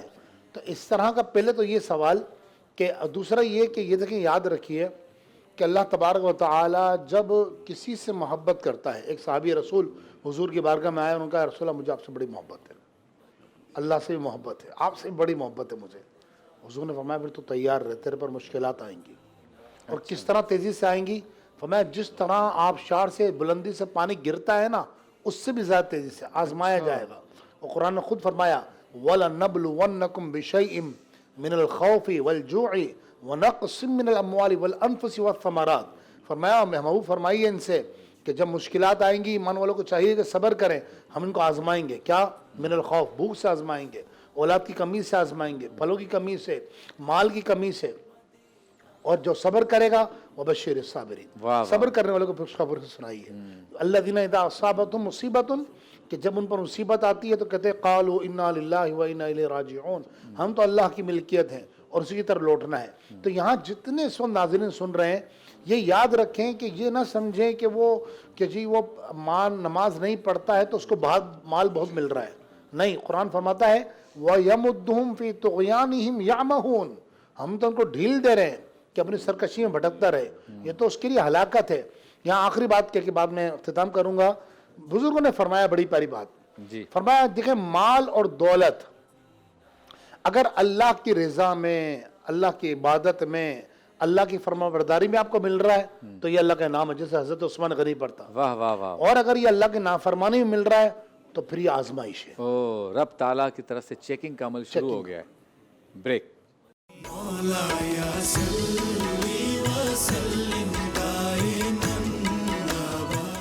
خوش آمدید. عالم ٹائم میں ہم موجود ہیں. نماز ہمارا موضوع ہے. ذوالفقار شاہ گیلانی صاحب، بہت اہم سوال آپ کی طرف، اور سوال یہ ہے کہ جو لوگ یہ کہتے ہیں کہ یہ جو 4 دن کے بعد جمعۃ الوداع آنے والا ہے، جی بس اس میں 4 6 8 نفل پڑھنے ہیں، وہ پڑھ لیں آپ تو ساری زندگی آپ نے کوئی نماز نہیں پڑھی، وہ ساری نمازیں ریکور ہو جائیں گی. جی ایک تو اس کے بارے میں بتائیں. دوسرا ان لوگوں کے بارے میں بتائیں جو مریدین رکھتے ہیں، ہاتھ چمواتے ہیں، چندے بھی لیتے ہیں، خانقاہیں بھی ہیں، درگاہیں بھی ہیں، خود نماز نہیں پڑھتے. حالانکہ مرشد کے لیے جو عالم روحانیت کے جو لوگ ہیں انہوں نے یہ بتایا ہے کہ کچھ عبادات ایسی ہیں جو ریاکاری کی نیت سے نہ صحیح، لیکن وہ عبادات ایسی نظر آئے کہ مرید کو ترغیب ملے. تو ترغیب تو دور کی بات ہے، وہ فرض نمازوں کے وقت جو ہے نا خاموش بیٹھے ہوتے ہیں، اپنے گٹکے کھا رہے ہوتے ہیں. تو ان پیروں سے جب پوچھا جاتا ہے کہ نماز دا کی ہوا تو کہتا ہے ساڑھی نماز تر مدینے بھی چوندی ہے. 2 باتیں حضرت جمعۃ الوداع والی اور یہ، اس پر ذرا روشنی ڈالیں. دیکھیے ابھی جمعۃ الوداع اغلباً یہ جو کل جو جمعہ آ رہا ہے یہ جمعۃ الوداع ہی ہوگا. اور اس سے پہلے ابھی فیس بک پر آپ دیکھیے گا کہ فیس بک بھری پڑی ہوگی، انسٹاگرام، ٹویٹر وغیرہ، یہ سب جو ہے ایک لمبی فہرست لگی ہوگی. اور سارے لوگ، اکثر لوگ جو ہے وہ اس طرح کی یوں سمجھیے کہ جھوٹی باتوں کو نبی پاک علیہ الصلوۃ والسلام کے سامنے کے لیے منسوب کر کے یہ کہتے ہیں کہ جی نبی پاک علیہ الصلوۃ والسلام نے یہ فرمایا کہ اگر کوئی 4 رکعت اس مخصوص طریقے سے پڑھ لے تو اس کی قضا نمازوں کا، ساری قضا نمازوں کا کفارہ ہو جائے گا. میں اپنے سارے سننے والے ناظرین کو یہ گزارش کروں گا کہ خدا کے لیے سب سے پہلی بات یہ یاد رکھیے کہ میرے اور آپ کے آقا حضرت محمد الرسول اللہ صلی اللہ تعالیٰ علیہ وآلہ وسلم کا ارشاد گرامی جو نہ ہو اور اس کو آپ علیہ الصلوۃ والسلام کی جانب منسوب کر دیا جائے تو اس کے لیے آپ علیہ الصلوۃ والسلام کا متواتر ارشاد گرامی موجود ہے. یعنی کہ تواتر سے یہ ارشاد گرامی موجود ہے. اور یہ وہ حدیث ہے کہ سارے محدثین نے اس پر اتفاق کیا ہے کہ یہ حدیث مبارکہ متواتر ہے کہ نبی پاک علیہ الصلوۃ والسلام نے ارشاد فرمایا کہ من کذب علی متعمدا فلیتبوأ مقعدہ من النار، جو میری طرف جان بوجھ کر جھوٹ منسوب کرے اسے چاہیے کہ وہ اپنا ٹھکانہ جہنم میں تلاش کر لے. علماء ایک عرصے سے آپ کو سمجھا رہے ہیں کہ اس طرح کی کوئی روایت کسی بھی حدیث کی کتاب کے اندر موجود نہیں ہے. نبی کریم علیہ الصلوۃ والسلام نے اس طرح کی کوئی بھی بات نہیں ارشاد فرمائی. خدارا ہوش کے ناخن لے کہ نبی پاک صلی اللہ تعالیٰ علیہ وبارک وسلم جو تحفہ معراج کے رات اللہ جل مجد الکریم کی بارگاہ سے لے کر آئے تھے اس کو اتنی آسانی سے امت کے سر سے کیسے اتارا جا سکتا ہے کہ صرف 4 رکعت پڑھو اور جتنی ساری کی ساری قضا نمازیں ہیں وہ ساری تمہارے سر سے اتر جائیں گی. یہ نبی پاک علیہ السلام کی جانب باندھا جانے والا بہت بڑا جھوٹ ہے. اور جس نے باندھا ہے وہ کاذب نہیں ہے بلکہ وہ کذاب ہے. یہ مبالغہ کے ساتھ کذاب ہے. اسے چاہیے کہ اپنی عاقبت کی خیر منائے. پھر اس کے بعد جو لوگ اس کو آگے فارورڈ کر رہے ہیں میں ان سے بھی کہوں گا کہ آپ اس گناہ میں شریک ہو رہے ہیں کہ معاون قتل بھی قاتل شمار ہوتا ہے. آپ اس گناہ کے اندر شرکت اختیار کر رہے ہیں اور اس کو آگے لوگوں تک پہنچا رہے ہیں. اس سے خدارہ آپ لوگ محفوظ رہیے. دوسری جو بات آپ نے پوچھی، ایسے پیروں کو پیران عظام نہیں کہنا چاہیے جن پیروں کی طرف آپ اشارہ کر رہے ہیں. ہمارے ہاں جو بزرگوں نے ہمیں یہ بتایا کہ ان کو پیر نہیں کہنا چاہیے، ان کو پنجابی زبان کا ایک لفظ ہے، ان کو پیڑ کہنا چاہیے. اچھا، اڑے تو سے. یہ ہاں یہ ڑے کے ساتھ، یہ اصل میں یہ ناسور ہیں. پیڑ کا مطلب ہمارے معاشرے کے ناسور ہیں. پیڑ کا مطلب یہ ہے کہ یہ ہمارے معاشرے کا درد ہے اور یہ اسلام کے اندر بہت بڑا ناسور ہے. یعنی ناصور اعظم. ناسور پیران اعظم بھی اعظم کہہ سے سکتے ہیں آپ، ناصور اس کو ناسور اکبر بھی کہہ سکتے ہیں. شبیر بھائی، اگر مکہ مدینے میں نمازیں پڑھنی ہوتی تو جناب حیدر کرار، ہاں، مولا مرتضیٰ کرم اللہ تعالی الکریم کوفہ کے ممبر پر کھڑے ہو کر لوگوں کو یہ نہ کہتے کہ لوگوں میں تمہیں نماز قضا کرتے ہوئے نہ دیکھوں. واہ واہ. اگر مکہ مدینے میں نمازیں پڑھنی ہوتی تو امام حسن لجپال سرکار جنہوں نے 6 مہینے تک خلافت کی اللہ. اور خلافت کے فرائض سر انجام دیے، تو وہ یہ نہ کہتے لوگوں میں تمہیں اپنے نانا جان کی تاکید کی ہوئی عبادت کو قضا کرتے ہوئے نہ دیکھوں. اور اگر مکہ مدینے میں ہی نمازیں پڑھنی ہوتی تو امام حسین لجپال سرکار، میرے آقا، میرے مولا، میرے ماوا، میرے ملجا، آپ میدان کربلا میں یہ اعلان کر دیتے کہ میری نمازیں تو مکہ مدینے میں ہو رہی ہیں، مجھے نماز پڑھنے کی کوئی ضرورت نہیں ہے. ان پیروں کے باقی سارے کام یہیں پاکستان میں ہوتے ہیں یا اپنی گدیوں پر ہی ہوتے ہیں. ہاں 4 شادیاں تمہاری پاکستان میں ہوتی ہیں، وہ تو مدینے میں نہیں ہوتی. ہاں. اور پھر اس کے بعد یہ بے پردگی کا اور بے حیائی کا جو بازار تم نے گرم کیا ہوا ہے، یہ سارا تمہارا پاکستان میں ہوتا ہے. مریدوں سے جو تم پیسے ہیٹتے ہو شف شف کا بہانہ بنا کر، یہ تمہارا سارا کام پاکستان میں ہوتا ہے. اربوں روپے کی تمہاری پراپرٹی ساری پاکستان کے اندر ہے، انگلینڈ کے اندر ہے، امریکہ کے اندر ہے، اٹلی کے اندر ہے، جرمنی کے اندر ہے. وہ ساری تمہاری مختلف شہروں کے اندر ہے. وہ تمہاری مدینۃ المنورہ کے اندر نہیں ہے. اور یہ تم 10 20 قسم کی ڈشیں تمہارے دسترخوان پر لگی ہوتی ہیں، یہ ساری پاکستان کے اندر ہے. ایک نماز ہی اتنی مظلوم چیز رہ گئی ہے کہ اس کو تم جو ہے مدینۃ المنورہ میں ادا کرنے کا دعویٰ کرتے ہو. خدا کے لیے لوگوں کو یہ لالی پاپ دینا چھوڑ دو. اللہ جل مجدہ الکریم نے قرآن میں تمہارے جیسے لوگوں کو لیے کہا تھا کہ وَلَيْسَتِ التَّوْبَةُ لِلَّذِينَ يَعْمَلُونَ السَّيِّئَاتِ حَتَّى إِذَا حَضَرَ أَحَدَهُمُ الْمَوْتُ قَالَ إِنِّي تُبْتُ الْآنَ وَلَا الَّذِينَ يَمُوتُونَ وَهُمْ كَافِرُونَ أُولَٰئِكَ أَعْتَدْنَا لَهُمْ عَذَابًا أَلِيمًا. انہی کے لیے اللہ جل مجدہ الکریم نے ارشاد فرمایا تھا کہ ان کے لیے دردناک عذاب تیار کیا گیا ہے، یہ جہنم کے دردناک عذاب میں ہوں گے. کہ شریعت کو تم نے اتنا ہلکا لے لیا اور قرآن نے تمہارے لیے کہا تھا کہ وما قدر اللہ حق کا قدری، کہ جس طرح اللہ کی قدر کرنی تھی اس طرح تم لوگوں نے اللہ کی قدر نہیں کی. اچھا، اس طرح کے لوگ جو ہے، آپ کو جو پیر یہ کہتا ہوگا، میں آخری بات کر دوں پھر مفتی اسحاق صاحب کچھ کہنا چاہ رہے ہیں. آپ کو جو پیر یہ کہتا ہوگا کہ نماز ادا کرو، اللہ کے فرائض کی پابندی کرو، اللہ تعالیٰ کے واجبات کی پابندی کرو، رسول اللہ کی سنت کی پابندی کرو، آپ ہمارے معاشرے کا یہ مزاج بن گیا، وہ اس کو پیر ہی نہیں سمجھتے. آپ کو جو پیر جہاد کا درس دیتا ہوگا، آپ کو جو پیر فلسطین کے مسلمانوں کا درد سمجھاتا ہوگا، غزہ کے چھوٹے چھوٹے بچے جو 30,000 سے زائد بچے شہید کر دیے گئے، ان کا درد جو پیر آپ کو سمجھاتا ہوگا، آپ کو کہ یہ پیر نہیں ہے. جس پیر کے آستانے پر صبح شام دن رات ڈھول ڈھمکے بجائے جاتے ہوں گے اور لنگر ہوتا اور ہاں لنگر ہوتا ہوگا، اور جس پیر کے آستانے پر صبح شام جو ہے وہ یوں سمجھے کہ وہ گھنگرو باندھ کے وہ ناچ کی محفلیں گرم ہوں گی، اس کو یہ لوگ کہیں گے یار یہ بڑا پیر ہے. اس کو بڑا پیر تصور کیا. اور جو بڑا سوٹا لگاتا ہوگا وہ تو زیادہ بڑا پیر ہے. اور جس کے ہاں صبح شام بھنگ کوٹی جاتی ہوگی اس کو پیر کہو گے. یہ پیر اور بھی بڑا ہے. یہ پیر شبیر بھائی، میں آج آپ کو پیر خاندان کا آدمی ہوں. میں بھائی خود شبیر بھائی پیر نہیں ہے. میں کہہ رہا ہوں، میں خود پیر خاندان کا آدمی ہوں. میری آج بھی میرے دادا کی گدی چلتی ہے. میں آپ کو بڑی ذمہ داری سے یہ بات کر رہا ہوں. میرے تایا جان ہماری گدی چلاتے. میں آپ کو یہ بڑے کلیئر یہ بات آپ کو کر رہا ہوں کہ یہ پیر خود بھی جہنم کا ایندھن ہے اور یہ اپنے ساتھ جن لوگوں کو باندھے ہوئے ان کو بھی جہنم میں لے کے یعنی جائیں گے. نماز تو باجماعت نہیں پڑھ رہے، اس پوری جماعت کو جہنم میں لے کے جائیں گے. اب وہ ایک مرید پیر صاحب کے پاس ہے نا، یہاں پر ایک لطیف بات سنا دوں. پیر صاحب کے پاس ہے، اس نے کہا پیر صاحب آپ کے ہاتھ میں ہاتھ دے رہا ہوں اس شرط کے ساتھ کہ آپ مجھے جنت میں لے کر جائیں گے. تو بھائی یہ بیچارہ تو خود جنت میں نہیں جائے گا, آپ کو کہاں لے کر جائے گا؟ یہ خود وہاں ٹینشن میں ہوگا, یہ خود وہاں ٹینشن میں ہوگا. اس کے اپنے لالے پڑے ہوں گے, اس کی اچھا. اپنی پوزیشن ٹائٹ اچھا, ہوگی, مرید جیسے کی- میری پوزیشن مرید ٹائٹ ہے, کی اگلی وقفے پہ بات- جانا ہے. مرید کی اگلی بات تو سنے, اس نے کہا کہ پیر صاحب ہاں. اگر جنت میں نہ لے کر گئے تو چپ کر کے میرے ساتھ چلے جانا جہاں میں جاؤں گا. واہ واہ واہ, بریک پہ جاؤں گا.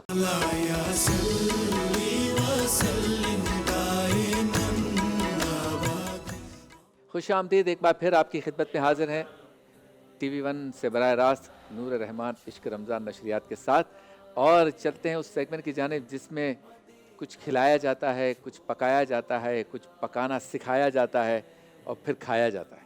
اور وقت ہو سحری کا, اور جی چاہے کہ بنے کوئی ایسی سحری جو ہو مزیدار, تو سیگمنٹ کا نام ہے مزیدار سحری.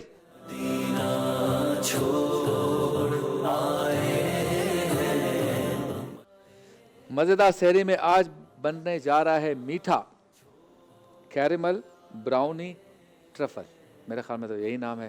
لیکن اس میٹھی ڈش کو کیسے بنانا ہے یا بنایا جائے گا, اس سے پہلے شکریہ ادا کرنا چاہوں گا جے ڈاٹ کا, جو روزانہ بھیجتے ہیں ملبوسات. اللہ آپ کے رزق میں اضافہ فرمائے.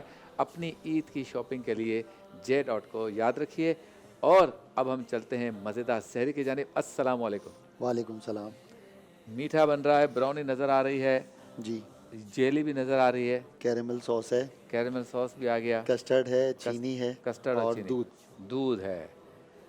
پورا نام یہی ہے جو میں نے جی بالکل, آپ نے بتایا صحیح کہا. بالکل, کیرمل براؤنی ٹرفل ہے.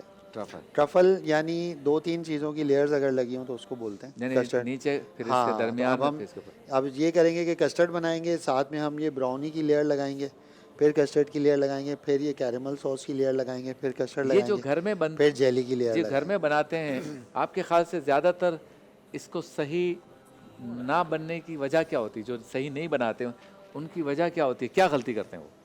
گے. ڈپینڈ کرتا ہے کہ کیا غلطی کر رہے ہیں. نرم جیسے ہو جاتی ہے, کبھی بہت اگر سخت ہو جاتی ہے. ہاں, اب یہ اصل میں کسٹرڈ جتنا جو آپ کوانٹٹی ڈال لیں نا, اس چیز کا ہم نے ریشو کرنا ہوتا ہے کہ وہ کتنی ڈلی ہے. اچھا, اس میں ایک میں وہ دے دیتا ہوں, ٹپ دے دیتا ہوں کہ اگر آپ کسٹرڈ بنا رہے ہیں اور کسٹرڈ ہارڈ ہو جاتا ہے تو اس میں ڈرنے کی کوئی ضرورت نہیں ہے. اس کو اچھی طرح ٹھنڈا ہونے دیں, ہارڈ ہونے دیں. اچھا, جب وہ بالکل ہارڈ ہو جائے, ٹھنڈا ہو جائے, تو کیا کریں, اس کے اندر دودھ یا کریم ڈال کے اس کو اچھی طرح بیٹ کریں. اچھا, وہ دوبارہ سے نرم ہو جائے گا. اس کے بعد اس کو دوبارہ سے آپ لگا کے پھر دوبارہ جب فریج میں کریں گے وہ دوبارہ جم جائے گا. ہاں, تو یہ, اور وہ کریمی بھی ہو جائے گا, کھانے میں اچھا. بھی مزہ آئے گا. تو اکثر خواتین جلدی جلدی کر رہی ہوتی ہیں کہ بھائی ڈال دیا, اب یہ گرم گرم ہی پیالے میں اتارنا ہے کیونکہ جم جانا ہے. تو اس کا مسئلہ نہیں ہے, آپ اس کو ٹھنڈا ہونے دیں. ٹھنڈا ہونے کے بعد اس میں کریم یا دودھ ایڈ کر کے جو ہے نا, اور اس کو اچھی طرح سے وسک کریں. جب وہ دوبارہ سے کریمی ہو جائے اس کے بعد اس کو لیئرز آپ بنا لیں. اس کو کہتے ہیں پلٹ کے جھپٹنا, جھپٹ کے پلٹنا, پلٹ کے پھر بنے گی وہ. بالکل, اور ہر مشکل کے بعد آسانی ہے, یہ کہاوت بھی آ سکتی ہے. اگر ایک مشکل ہو گئی ہے تو آسانی نہیں. بالکل ایسی. اچھا, میٹھے کی آمیزش اس میں غلطی ہو جاتی ہے کبھی کبھی, او ہو بہت میٹھا ہو رہا ہے, یا کھائے جا رہے ہیں, کوئی لذت ہی نہیں آ رہی. اس کی اگر ٹیکنیک بتائیں. کم ہے تو ظاہر ہے ایڈ کیا جا سکتا ہے. زیادہ ہو جاتا ہے, اگر جیسے کم ہے, اگر کسٹرڈ بن گیا اور پھیکا بن گیا تو اب چینی ڈائریکٹ نہیں ڈلے گی کیونکہ وہ پک چکا ہے. اس کے اندر جو ہے وہ واٹر کانٹینٹ نہیں ہے تو چینی گھلے گی نہیں. تو آپ نے کیا کرنا ہے, چینی کا شیرہ بنا کے اس میں ایڈ کر لینا ہے. ہاں, ٹھیک ہے, چینی کو گھول کے ہلکا گرم کر کے اس میں ایڈ کر لیں تو میٹھا ہو جائے گا. اچھا, زیادہ ہو گیا تو دودھ ڈال سکتے ہیں. اور چینی کو ویسے طریقے سے استعمال کرنا چاہیے کیونکہ چینی لوگ ہاں بہت زیادہ اہم ہیں, ان کو طریقے سے استعمال کیا جائے. کیا بات. اور لیئر بنا کے استعمال کیا جائے. بالکل. اور دوسرا آپ نے کیا بنایا, وہ چاشنی بنا کر, چاشنی بنا کے اس کو ڈال سکتے ہیں, ایڈ کر سکتے ہیں تاکہ جب آپ چینی کو طریقے سے استعمال کریں گے نا, وہ آپ کو بہت مزہ بھی دے گی, بہت فائدہ بھی دے گی. اور اگر آپ نے چینیوں کے ساتھ وہ کیا جو ہم کر رہے ہیں تو بیچارے گھوم ہی رہے ہیں کہ ملک جا کس طرف رہا ہے, ہم کہاں آ کے گھوم رہے ہیں. چلیں جی, نماز کا ذکر ہو رہا ہے. جمعۃ الوداع کو اتنی رکعتیں پڑھیں تو آپ کی قضائیں ختم, نمازیں ختم, معاف ساری. اور پھر یہ کہ بعض لوگ جو ہے وہ قضائیں عمری کو بھی سیریس نہیں لیتے. مفتی صاحب ان 2 پوائنٹس پہ ذرا بات ہو جائے. بسم اللہ الرحمن الرحیم. ایک تو یہ یاد رکھیے گا کہ نماز کا ہر وقت ہے, ان الصلاۃ کانت علی المؤمنین کتابا موقوتا, کہ بے شک ایمان والوں پہ نماز مقررہ وقت پر فرض کی گئی ہے. इसी से इस बात को बहुत अच्छी तरह समझ लेना चाहिए कि हर नमाज का एक वक्त है, और बुखारी शरीफ किताब सलात की जो इब्तिदाई अहादीस हैं किताब सलात में, उनमें ये बात बयान की गई कि जिब्रील अमीन अलैहिस्सलाम एक दिन नमाज के अव्वल वक्त तशरीफ़ लाते थे, नमाज़ पढ़ाते थे, और एक दिन उस नमाज का जो इंतहाई वक्त होता था उस वक्त तशरीफ़ लाते थे और हुजूर को नमाज का मामला बताते। यानी ये बताने से मुराद ये कि ये अव्वल वक्त है और ये इंतहाई वक्त है। इसका मतलब ये है कि मेरे आका सल्लल्लाहु ताला अलैहि वसल्लम ने सिवाय सफ़र के या कोई एक आध और मामले के कभी भी नमाज़ों को जमा नहीं फरमाया। जमा बैन सलातैन का जो एक तसव्वुर आज हमारे यहाँ दे दिया गया है नौजवानों को ख़ास तौर पर कि भाई आप नमाज़ें पाँचों एक साथ पढ़ लो, चाहो तो ज़ोहर असर एक साथ पढ़ लो, मगरिब इशा एक साथ पढ़ लो, तो इस तरह का कोई तसव्वुर नहीं है। आम हालात के अंदर मेरे आका अलैहिस्सलाम, सहाबा किराम अलैहिम रिदवान, और हर जगह पे उम्मत में अभी तक यही चलता आ रहा है कि बाकायदा फजर के वक्त में, ज़ोहर के वक्त में, असर के वक्त, मगरिब के वक्त और इशा के वक्त में, वक्त के अंदर पढ़ेंगे तो ये अदा कहलाएगी, वक्त गुजार कर पढ़ेंगे तो ये क़ज़ा कहलाएगी। नंबर एक। नंबर दो ये कि जो क़ज़ा उम्री का एक तसव्वुर हमारे यहाँ आ गया कि जुम्मतुल वदा को 4 रकात पढ़ें और सारी क़ज़ा नमाज़ें माफ़ हो जाएं, तो इस तरह का कोई पैकेज इस्लाम ने अभी तक निकाला नहीं है। अगर होगा तो सबसे पहले ज़ाहिर है कि मैं उसे अवेल करूँगा या दूसरों को बताऊँगा, भाई जो शागिर्द हमारे, भाई ये काम कर लो, पूरा साल छुट्टी करो, नमाज की 4 रकातें पढ़ लो और मौजे ये पैकेज मुतवक्के भी नहीं है जी, मुतवक्के भी नहीं है, क़यामत तक तो नहीं आ सकता। क़यामत तक नहीं आ सकता। उसके बाद अगर हो तो फिर नई दुनिया होगी, नया मामला होगा, अल्लाह चाहेगा नई दुनिया को कायम होती है, फिर एक अलग बात है। लेकिन यहाँ पे एक तस्हीह करना मैं ज़रूरी समझता हूँ, वो ये है कि देखिए मुफ्ती अहमद यार ख़ान नईमी रहमतुल्लाहि ताला अलैह ने एक बात ज़िक्र की है। देखिए, एक है क़ज़ा नमाज को अदा करना, एक है नमाज क़ज़ा होने पर गुनाह का मुआफ़ हो जाना। दोनों चीज़ों में बड़ा फ़र्क है। अच्छा, दोनों चीज़ों में बड़ा फ़र्क है। यानी जो नमाज, यानी बंदे ने तौबा की कि अब मैं नमाज क़ज़ा नहीं करूँगा, ठीक है, तौबा हो गई आपकी, उस तौबा का जो यानी पिछली नमाज क़ज़ा करने का जो गुनाह था उसकी मुआफ़ी की कोई सूरत होगी, लेकिन तलाफ़ी की सूरत है कि नमाज को अदा करना ही करना है आपने। मुफ्ती अहमद ख़ान नईमी रहमतुल्लाहि ताला अलैह ने इसको नकल फरमाया है। फरमाते हैं कि जो जुम्अतुल वदा को असर की नमाज से पहले 12 रकात अदा कर ले, जुम्मे के दिन जुम्मतुल वदा को असर की नमाज से पहले 12 रकात अदा करे, और हर रकात में 2-2 रकात करके अदा करेगा। हर रकात में सूरह फातिहा के बाद 1 मरतबा आयतुल कुर्सी, 3 मरतबा कुल वल्लाह और 1 बार सूरह फलक सूरह नास पढ़े। इसका फ़ायदा ये होगा जिस कदर नमाजें क़ज़ा हुई हैं उनका गुनाह माफ़ हो जाएगा, उन नमाजों का गुनाह माफ़ हो जाएगा। आगे लिखते हैं, पढ़नी तो है जी, वो अगले जुमला मुफ्ती साहब लिखते हैं, फरमाते कि उनका गुनाह माफ़ हो जाएगा। ये नहीं है कि क़ज़ा नमाज़ें माफ़ हो गई, वो तो उसी वक्त होंगी जब बंदा अदा करेगा। तो इसका मतलब ये हो गया कि जो एक मिसपरसेप्शन ये बना हुआ है कि जुम्मतुल वदा को एक पोस्ट डाल दो और मतलब मौजे मौजा हो जाए, तो ऐसा कोई तस्वुर नहीं है। उस गुनाह पर बंदा तौबा कर ले, नफल अदा ना भी करे, तब भी वो गुनाह माफ़ हो जाएगा। लेकिन तलाफ़ी की सूरत क्या है कि नमाजों को वो अदा लाजमी तौर पर करेगा। अच्छा मुफ्ती साहब ये बताएं, जुम्मतुल विदा का भी क्या तस्वुर है? भाई रमज़ान है, हर नमाज का सवाब 70 गुना ज़्यादा है, हर नेकी का सवाब 70 गुना ज़्यादा है। 3 जुमे निकल गए, चौथा भी निकल गया।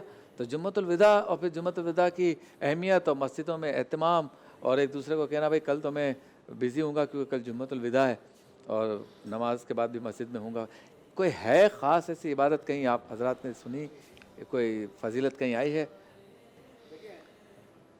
कल शायद हमारा मौजू जो है वो जुम्मा का है ना, जुम्मतुल वदा के एतबार से। लेकिन मैं एक बात आपको अर्ज़ कर दूं कि अच्छी बात है, एहतमाम करना चाहिए, हम इसको मतलब अप्रिशिएट करते हैं कि वाकई जुम्मे का एहतमाम होना चाहिए। और ख़ुद कुरान मजीद फ़ुरक़ान हमीद में जुम्मा के हवाले से मुकम्मल सूरह मुबारका नाजिल फरमाई है। लेकिन ऐसा कोई कॉन्सेप्ट नहीं है कि जुम्मतुल वदा से अलग से कोई चीज़ है या उसके कोई अलग से फ़ज़ाइल है। आम जुम्मों की तरह बिल्कुल जुम्मतुल वदा है। वो अलग बात है कि मुसलमान बोलते हैं कि यार रमज़ान के जुम्मा उसके आम जुम्मों के मुकाबले में रमज़ान का जो जुम्मा है, चाहे वो पहला हो या तीसरा हो या चौथा हो या 5वां हो या दूसरा हो, वो सब एक बराबर है। लेकिन आम जुम्मों के मुकाबले में उसकी फजीलत ज़्यादा। फिर अगला जुम्मा जो है ना वो 70 नमाज, एक नमाज का सवाब 70 नमाज का या एक जुमे का सवाब 70 जुमे के बराबर नहीं होगा जो अगला 5वां जुमा होगा। जैसे आम सारे अय्याम अल्लाह के पैदा किए हुए हैं, लेकिन देखिए रमज़ान के अय्याम ये भी अल्लाह ने पैदा किए।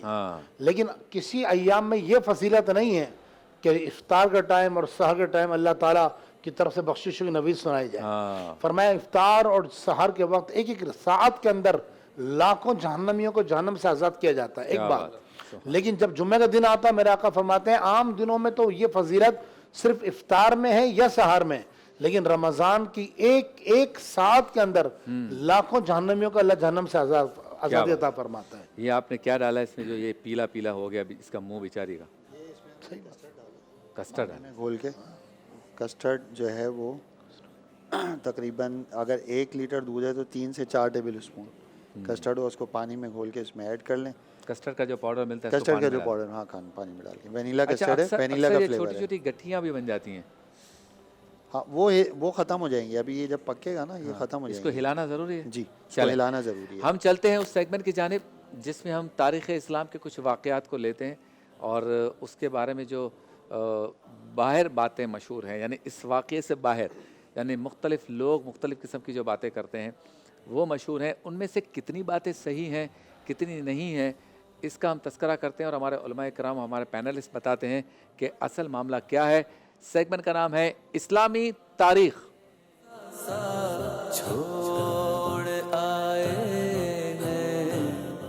इस्लामी तारीख़ में आज हम तस्करा करेंगे बैतुल मुक़द्दस और आसार क़यामत, यानी इसका जो कनेक्शन जोड़ा जा रहा है।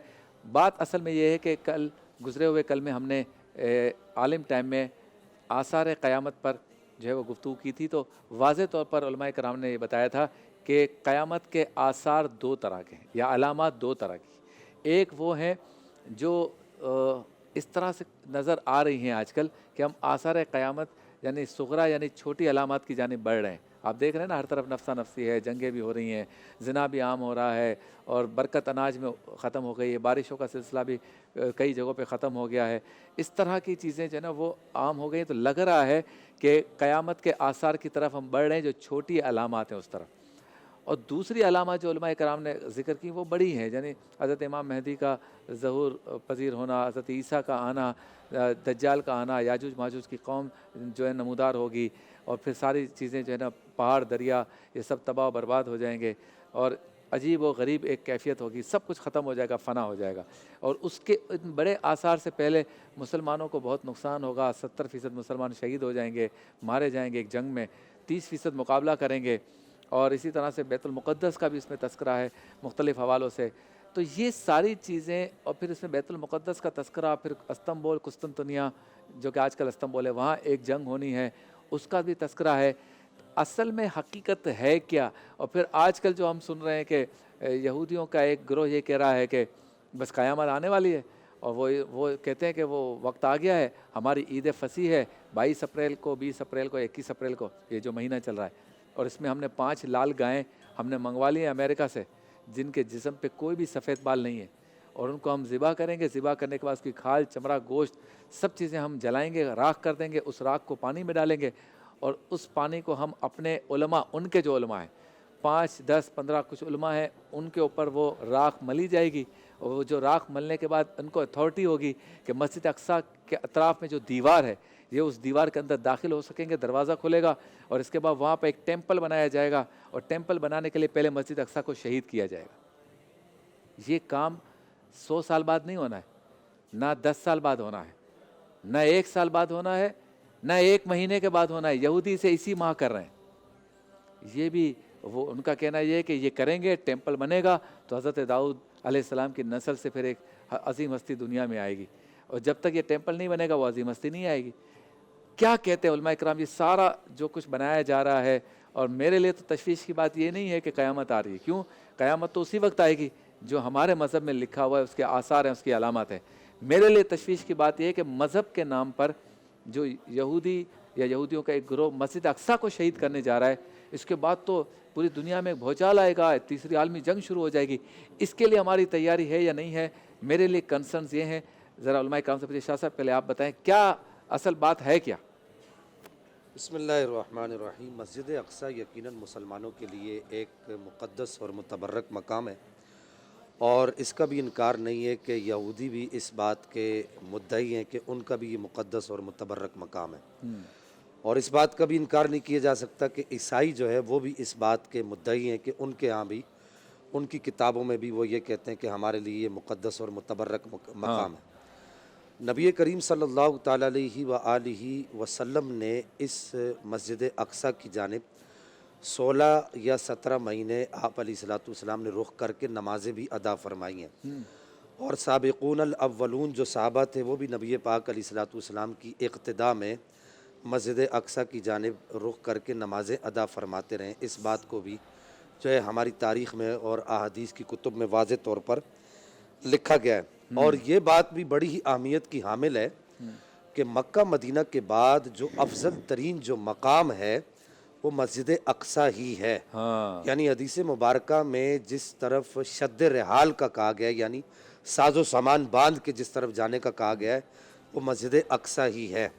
اور قرآن مجید الفرقان الحمید میں جو اللہ جل مجدہ الکریم نے اپنے پیارے محبوب ہمارے نبی صلی اللہ تعالیٰ علیہ وآلہ وسلم کی معراج کا ذکر فرمایا ہے، تو اس میں مسجد اقصیٰ کو واضح طور پر ارشاد فرمایا ہے، سبحان الذی اسریٰ بعبدہ لیلا من المسجد الحرام الی المسجد الاقصیٰ الذی بارکنا حولہ لنریہ من آیاتنا، کہ یہ نبی پاک علیہ الصلوۃ والسلام کی جو معراج ہے، اس کا ذکر جو قرآن میں جو قطعی جو ذکر ہے وہ مسجد حرام سے لے کے مسجد اقصیٰ تک ہے۔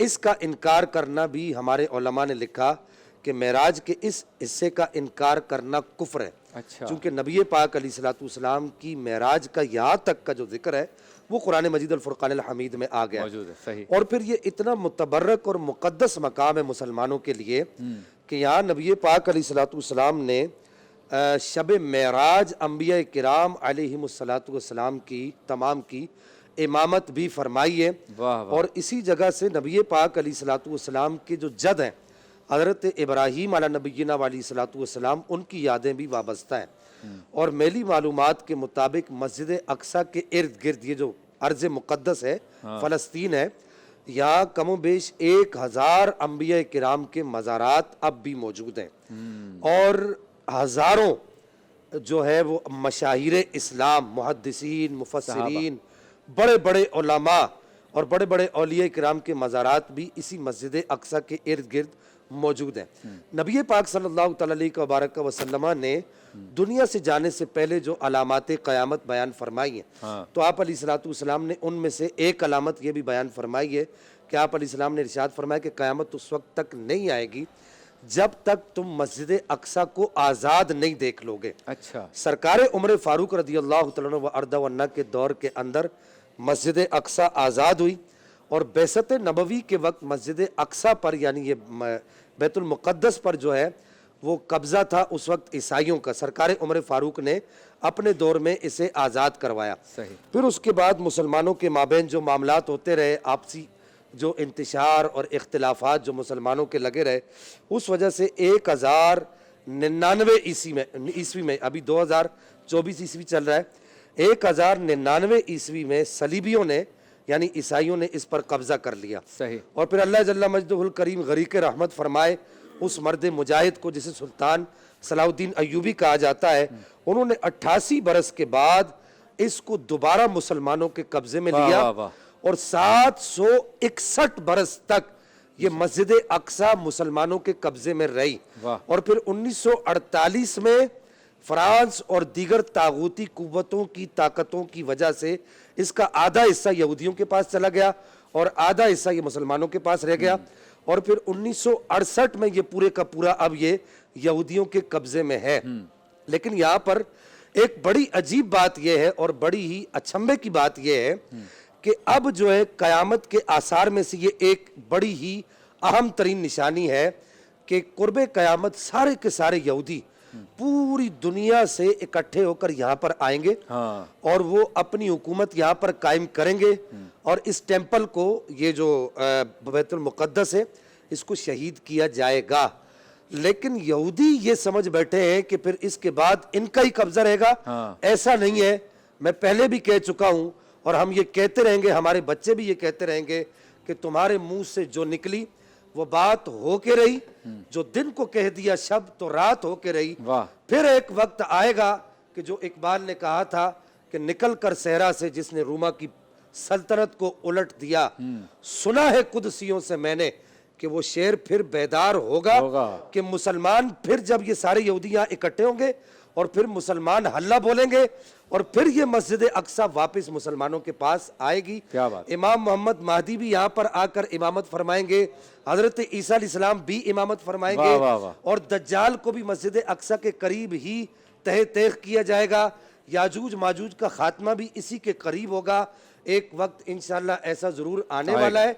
यहूदो नसारा इस गलत फहमी में ना रहे कि मस्जिद अक्सा में अगर उन्होंने आज कब्जा कर लिया तो ये कब्जा उनका कयामत तक रहेगा। ऐसा नहीं इंशाअल्लाह मुसलमानों का कब्जा मस्जिद अक्सा पर दोबारा होकर रहेगा। ब्रेक।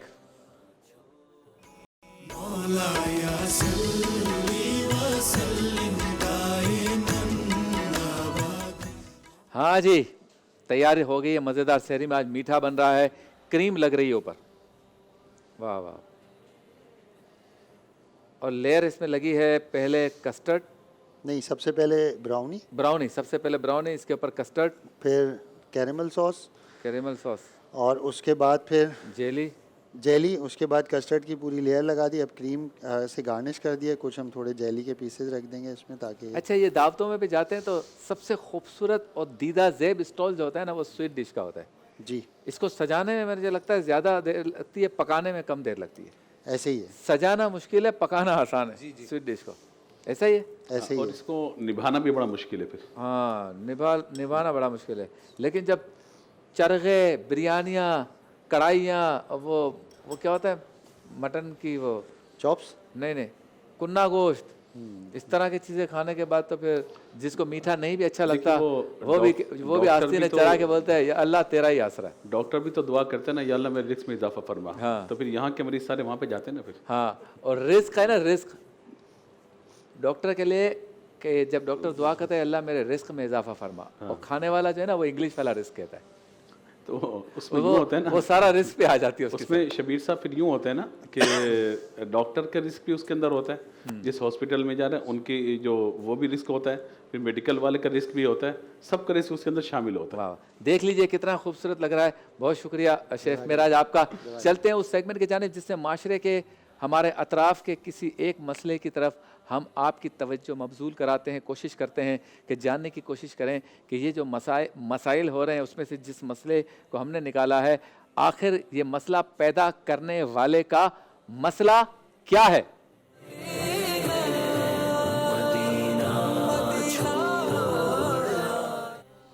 हमारे यहाँ पथारे वालों ने गलियों पे कब्जे किए हुए हैं, दुकानदारों ने छज्जे बाहर निकाले हुए हैं, मस्जिद वालों ने भी सीढ़ियाँ चप्पल की जगह वजू खाने बाहर निकाल लिए हैं। जिनके गलियों में, छोटी गलियों में घर हैं, और उनका दरवाज़ा बाहर खुलता है, और अगर अंदर खुलता है तो उन्होंने भी 2-4 स्टेप बाहर निकाल लिए हैं। फुटपाथों पे दुकानें, मछली वाला, सब्ज़ी वाला और फ्रूट वाला बैठा हुआ है। हमने अपनी गली और मोहल्ले में जगह को इतना तंग कर दिया है खुद ही कि अगर उस गली में किसी को हार्ट अटैक हो जाए, या उस गली की किसी बिल्डिंग, दुकान या घर में आग लग जाए, या कोई और हादसा हो जाए, बिल्डिंग गिर जाए, तो एम्बुलेंस और फायर ब्रिगेड और दीगर जो इमदादी इदारे, उनकी गाड़ियां कैसे आएंगी? आपने तो कब्जा किया हुआ है। फिर आप कहते हैं इतनी देर से फ़ोन अगर मैं लंदन में करता ना तो 2 मिनट में पुलिस आ जाती। भाई आपने 50 मिनट तो बाहर गाड़ी को खड़ा किया हुआ है, आपके पथारे हटेंगे, ये इंक्रोचमेंट हटेगी तो गाड़ी अंदर जाएगी। वाह वाह वाह। हम अपने मुल्क और अपने मुल्क के निज़ाम पे तनकीद तो करते हैं, लेकिन क्या हम इसके ज़िम्मेदार नहीं हैं? ऐसी गैर संजीदगी हादसात की सूरत में, और सबसे एक और मसला है, एक्सीडेंट हो जाए ना, आजकल आप मोटरसाइकिल पे या गाड़ी में एक्सीडेंट हो जाए तो शीशा उतार के आप देखते हैं कि क्या हुआ बंदे का जिसका एक्सीडेंट हुआ है, और जितने लोग अतराफ़ में खड़े होते हैं ना, वो बंदा जो तड़प रहा है उसके अतराफ़ में खड़े होते हैं, और अक्सर लोग अब वीडियो बना रहे होते हैं। सबसे पहले मैं ये अपने दोस्तों को भेजूं कि मैं उस जगह पे था जो नागन चौरंगी पे या रीगल चौक पे या राजा बाजार पे एक्सीडेंट हुआ ना, मैं वहाँ पे खड़ा था, शबीर मेरे भाई सामने हुआ है। आपकी बात काट रहा हूँ। अब तो जो ट्रैफिक पुलिस वाले हजरात हैं, हाँ वो भी वहाँ पहले वीडियो बनाते हैं, हाँ। पूछते हैं। अब वो मैं आपकी बात काट रहा हूँ, मादरत, मैंने एक जगह हादसा देखा यहीं कराची में, तो वो बेचारा अपना सर पकड़ के बैठा हुआ है, एक बुजुर्ग थे, बाबा जी थे, जिसको लग गया। और वो बोल नहीं पा रहा, वो बार बार उससे पूछ रहे वीडियो में क्या हुआ क्या हुआ क्या हुआ। अच्छा, अब यही लोग किसी ना किसी तरह अगर उस जख्मी आदमी को 1 या 2 या 10 है, इनको इमरजेंसी में हॉस्पिटल ले जाते हैं तो वहाँ डॉक्टरों से लड़ रहे होते हैं, सारे रिश्तेदार बन जाते हैं उसके, हटो हटो। डॉक्टर कहता है हम हट गए भाई, आप एक एक करके लाए सब, और काम भी नहीं करने देते, जल्दी करो, देखो ये मर रहा है। भाई उनको भी पता है ये मर रहा है, भाई वो दवाई कहाँ है, वो पट्टी कहाँ है, भाई उनको भी पता है वो ला रहे हैं। लेकिन इतना कंफ्यूज करते हैं हम हॉस्पिटल के अंदर निज़ाम को, और हर कोई चक्कर में होता है कि जो है ना टीवी चैनल्स वाले हो तो उनको इंटरव्यू दे दें, मैं यहाँ पे आया हूँ, मेरा भतीजा है, ये गाड़ी यहाँ से आई थी, इधर से गुजरी थी, यूँ लगा है, यहाँ कोई जवाब नहीं दे रहा। भाईजान आप समझ लो, ये कौम, हमारी कौम हादसात के मामले में गैर संजीदा है, इसको संजीदगी की ज़रूरत है। जहाँ गवर्नमेंट आपको ट्रेन करेगी किस तरह आग बुझानी है, उसके आलात कैसे इस्तेमाल करने हैं, जब किसी को देखो कि वो रोड पे तड़प रहा है तो उसको सबसे पहले कहाँ ले जाना है, कैसे ले जाना है, ये जहाँ गवर्नमेंट की जिम्मेदारी है, वह एक इंसान और मुसलमान होने की हैसियत से अल्लाह ने हमें अक्ल दी है, हमारी भी जिम्मेदारी है। जिस वक्त हादसा होता है उस वक्त ये गैर संजीदगी दिखाने वालों का मसला क्या है। आपको एडवर्टाइजमेंट चाहिए, खामा का जोशीलापन दिखाना है, आपे से बाहर होना है, आपको इंटरव्यू देना है, क्या करना है? जी मुफ्ती साहब। अल्लाह अकबर। सिवाय दिल जलाने के, जब भी पाकिस्तान से हम बाहर जाते हैं ना, यकीन मानिए कि वहाँ जो कौम का एक तर्ज अमल होता है और जो उनका एक तरीक़ा होता है और जो एटिकेट्स होते हैं, यकीन मानिए पाकिस्तान पे हमें बहुत वक़्त तरस आता है और दुख होता है अपने, मतलब हमें फ़ख्र है हमारे पाकिस्तानी होने पर अल्हम्दुलिल्लाह, लेकिन दुख ये होता है कि हमारी कौम की वो बेहिस्सी कहा जाएगा इसको, कि एक शख्स इमदाद के लिए मुंतज़िर है। यकीन मानिए कि मतलब ये गलियाँ, ये महल्ले, ये रोड, ये हमारे हैं। हाँ। लेकिन आप अंदाज़ा लगाइए, मेरे बचपन की मैं बात बता रहा हूँ, जब वो पीले बल्ब होते थे, हाँ ठीक है ना, अब तो सिवार आ गए ना, हाँ तो वो पीले बल्ब क्या होते थे कि हर घर के बाहर एक बल्ब लगा होता था। हाँ क्यों? ताकि गली रोशन रहे। हाँ। और अब आलम ये है कि फ्लैट्स वगैरह हैं, बिल्डिंगें हैं, और अगर जहाँ महल्ले भी हैं पाकिस्तान के अंदर, वहाँ क्या होता है, मेरे घर के सारे फर्द आ गए, मैं घर का बाहर का स्विच का बल्ब बंद कर दूंगा। हाँ। अच्छा, शायद उसकी एक वजह ये हो सकती है कि बिजली महंगी हो गई है, बिल ज़्यादा आ रहे हैं, चरसियों के डर से बल्ब भी अंदर ले जाते हैं, सुबह लगाते हैं, वो एक अलग ऐसा भी होता है। जी ऐसा ही है। तो बहैसियत कौम मैं आपको उससे बताऊँ, हम बेहिस हो चुके हैं। यानी अंदाज़ा लगाइए, बजाय इसके कि पतंग पे पाबंदी लगाई जाए, बजाय इसके कि सख्त इकदाम उठाए जाए, तरीके बताए जा रहे हैं कि आप यूँ तार लगा लो, हेलमेट के आगे 2 यूँ लगा लो, तो जनाब वो डोर आपके खेले पर ही चलेगी। संजीदगी है। आप अंदाज़ा लगाइए, ये मतलब क्या हाल, हम बहैसियत कौम हम कहाँ खड़े हैं कि भला ये कल आने वाली नस्लें हमसे सवाल करेंगी कि कौम की तरबियत क्यों नहीं की गई। अच्छा, दुनिया में आप कहीं पर भी चले जाएं, दरमियाने में बहुत ज़्यादा तरक्की याफ्ता मुल्कों की तो बात ही नहीं कर रहा, जी जी, जो नॉर्मल मुल्क है, तरक्की पजीर तो नहीं है लेकिन बेहतर मुल्क हैं, कहीं दुनिया में आपने नहीं देखा होगा जितने तार हमारे मोहल्लों में से निकल रहे होते हैं, गुजर रहे होते हैं। इलेक्ट्रिक का तार उधर से, टेलीफोन का तार यूँ, केबल का तार यूँ, कुंडे का तार बीच में से, इसमें ऊपर से आंटी ने जो शॉपर फेंके हैं वो भी उस पर लटक रहे हैं गुलदस्ते की तरह, फिर पतंगें भी फंसी हुई हैं, फिर कचरा ऊपर से जो फेंका गया सारे दिन का, जिसमें अंडे ख़राब वाले, चाय की जो पत्ती बच गई है वो, रात का सालन, और छोटे बच्चे ने जो दाल बचाई है वो, बड़े अब्बा ने जो बिरयानी बचाई है वो, सारी एक बर्तन में डाल के वो ऊपर से फेंकी जाती है, पैम्पर। और ये इसमें से अक्सर चीज़ें इन तारों की जीनत बनते हुए नीचे गिरती हैं, तो नीचे भी जो साहब खड़े होते हैं वो भी इन फजीलतों, फ़ज़ाइल और मलफूजात से और इन बरकतों से महसूस होते हैं, और तार भी हो रहे होते हैं। ये तारों का जो जाल है, कभी आपको चेक करना हो कि ये तार कितने अहम हैं, तो कोई बड़ी कैंची नहीं होती जिससे आप दरख्त काटते हैं, इनको काटना शुरू कर दें, आपके इलाके की बिजली चली जाएगी, टेलीफोन और टीवी वगैरह सब बंद हो जाएंगे, पता चलेगा इतने अहम तार किस तरह से गली में से गुजर रहे हैं। अल्लाह अकबर। ये गुजरने का काम कब ख़त्म होगा? ब्रेक।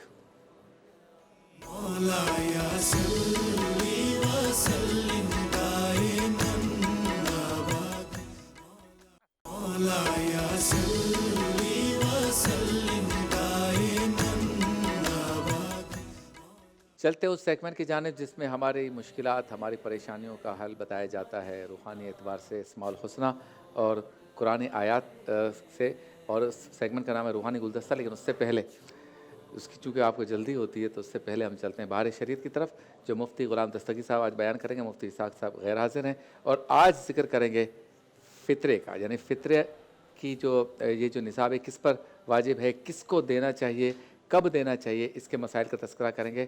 سیگمنٹ کا نام ہے بہار شریعت۔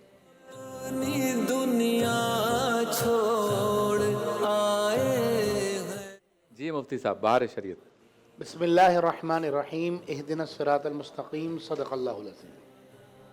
شریعت مطہرہ نے ہمیں عبادات کا حکم دیا ہے، اور ان عبادات میں کوئی کمی رہ جائے تو ان کی تلافی کا طریقہ بھی بتایا ہے۔ ہمیں رمضان شریف کے روزے عطا کیے گئے، تراویح عطا کی گئیں، احکامات عطا کیے گئے، انعامات عطا کیے، بخشش عطا کی گئی۔ تو اگر رمضان کے روزے میں کوئی کمی رہ جائے، انسان ہے، غلطی کر سکتا ہے، کوئی تقوی میں، پرہیزگاری میں کوئی گناہ ہو گیا، اس میں کمی، تقوی پرہیزگاری میں کمی آ گئی، تو اس کے لیے ہمیں یہ ذریعہ بتایا گیا آقا دو جہاں صلی اللہ علیہ وسلم کی طرف سے کہ تم صدقہ فطر ادا کرو، یعنی فطرانہ ادا کر دو۔ تو جو غلطیاں روزے میں ہوئی ہوں گی آپ سے، جو کوتاہیاں ہوئی ہوں گی، جو کمیاں رہ گئی ہوں گی، جو اللہ تعالیٰ کو مطلوب ہے، اللہ کو بندے کی طرف سے پسند ہے، وہ اس صدقہ فطر کے ذریعے پوری کر دی جائے گی۔ اچھا، عام طور پر لوگ ایک غلطی کرتے ہیں صدقہ فطر میں۔ صدقہ فطر میں غلطی کیا کرتے ہیں کہ ہر شخص یہ سمجھتا ہے کہ مجھ پر صدقہ فطر لازم ہے۔ یعنی بعض اوقات ایسا بھی ہوتا ہے کہ لوگ ہمارے پاس آ کے پوچھ رہے ہوتے ہیں کہ یار ہم تو بہت غریب ہیں اور ہم تو پریشان ہیں، میں تو چھوٹی موٹی نوکری کرتا ہوں، میرا کرایہ گھر ہے، مجھ سے صدقہ فطر کے پیسے پورے نہیں ہو پا رہے، میں کیا کروں؟ تو بھائی ایک بات یاد رکھیے، اصول یہ ہے شریعت کا کہ جس پر زکوٰۃ لازم ہے، جس پر قربانی لازم ہے، تو اسی پر صدقہ فطر ادا کرنا لازم ہوگا۔ ایک بات۔ دوسری بات یہ کہ صدقہ فطر کا غریب ادا کرے گا تو انشاءاللہ اس کو ثواب ملے گا، لیکن لازم نہیں ہے۔ دوسرا یہ، ایک بات میں آپ کو اور عرض کر دوں کہ صدقہ فطر آپ جب دیں نا تو اپنے غریب رشتہ داروں کو دیکھیں۔ اگر آپ کے قریب میں کوئی رشتہ دار ہے آپ کے، وہ آپ کو لگتا ہے یا زکوٰۃ دے رہے ہیں، آپ کو لگتا ہے کہ ان کو زکوٰۃ دینے سے یا فطر دینے سے ان کی کچھ مالی مدد ہو جائے گی، تو عام طور پہ ایسا ہوتا ہے کہ آپ، چونکہ غریب جو ہوتا ہے نا اس کے پاس ایک ہی چیز ہوتی ہے، اور وہ ہوتی ہے عزت نفس۔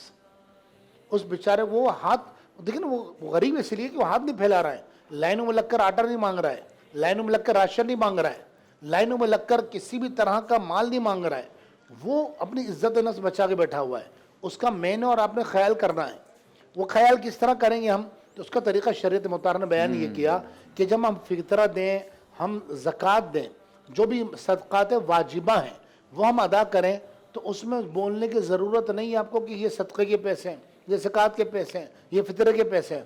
آپ ایک لفافہ بنائیں اور اس کے نمبر پر پیسے ڈال کر ان کو بولے کہ یہ بچوں کی عیدی ہے۔ آپ نیت اس میں فطرے کی کر لیں، آپ اس میں نیت زکوٰۃ کی کر لیں، یہ یاد رکھیے۔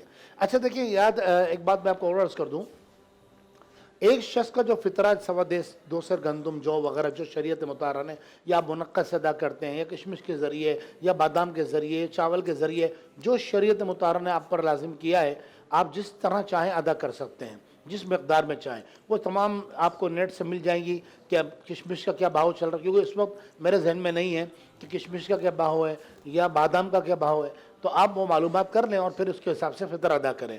اچھا، یہاں ایک بات ضروری مسئلہ عرض کر دوں، عام طور پر لوگ سمجھتے ہیں کہ شاید عید والے دن ہی فطر ادا کیا جا سکتا ہے، اس کے بعد فطر ادا کریں گے تو لازم نہیں ہوگا۔ ایسا نہیں ہے۔